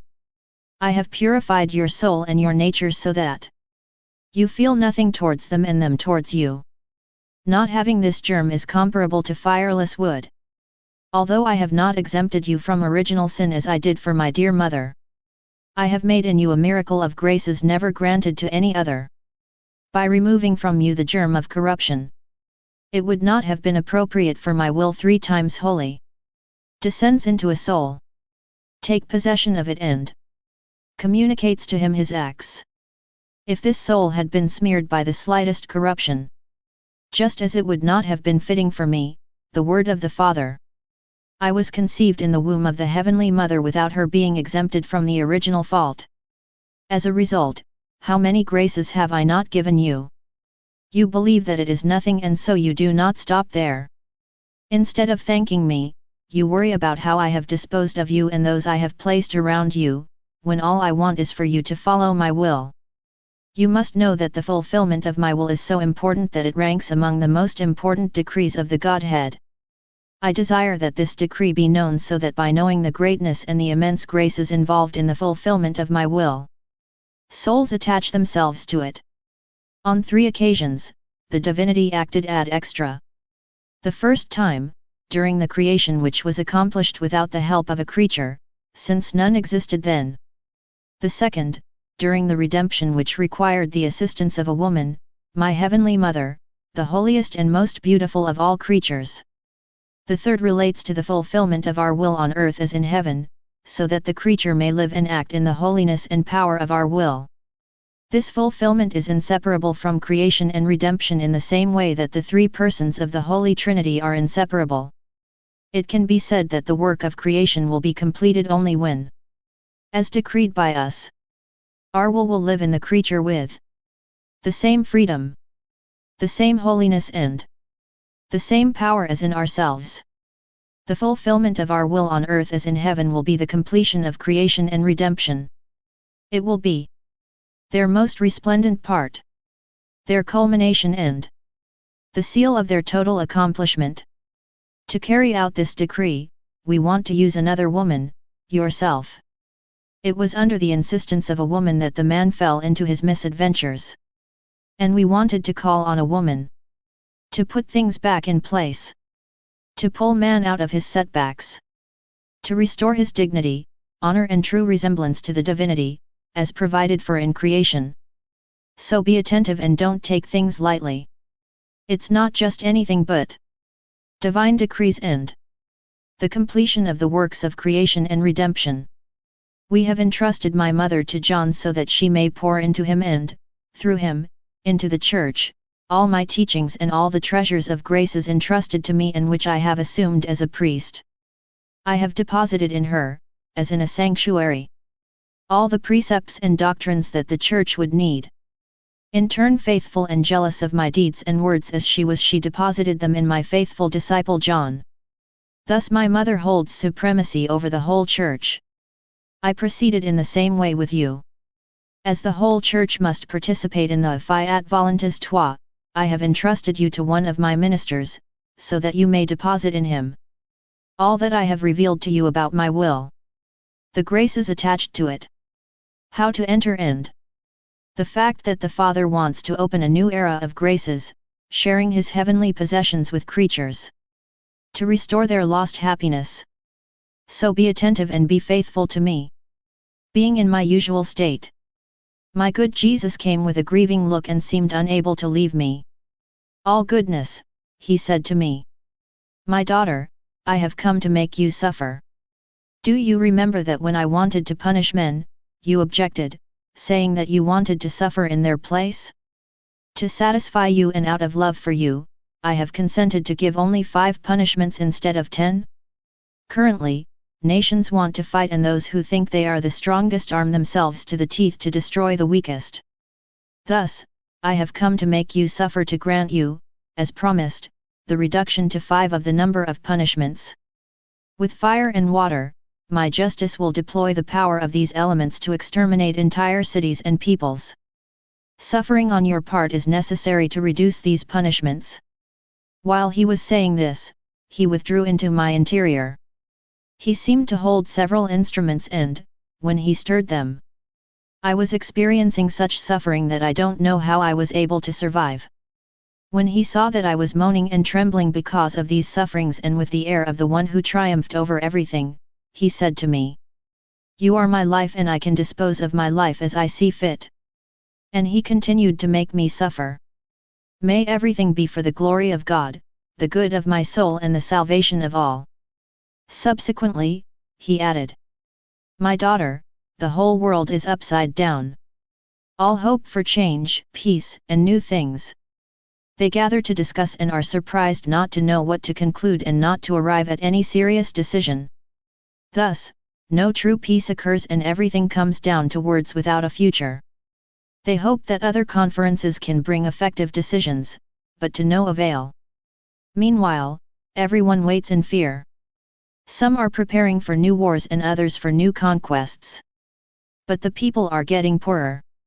In this sad, dark, and bloody period, they are waiting and hoping for a new era in which God's will be carried out on earth as well as in heaven. All of them, tired of the current situation, hope for this new era, but without knowing what it will really consist of. Just as people were not aware of my coming to earth when I first came, this widespread expectation is a sure sign that the hour is near. But the most certain sign is that I reveal what I want to do by turning to a soul, as I did with my mother at the time. I communicate to this soul my will, the graces and the effects it contains in order to make them known to all humanity.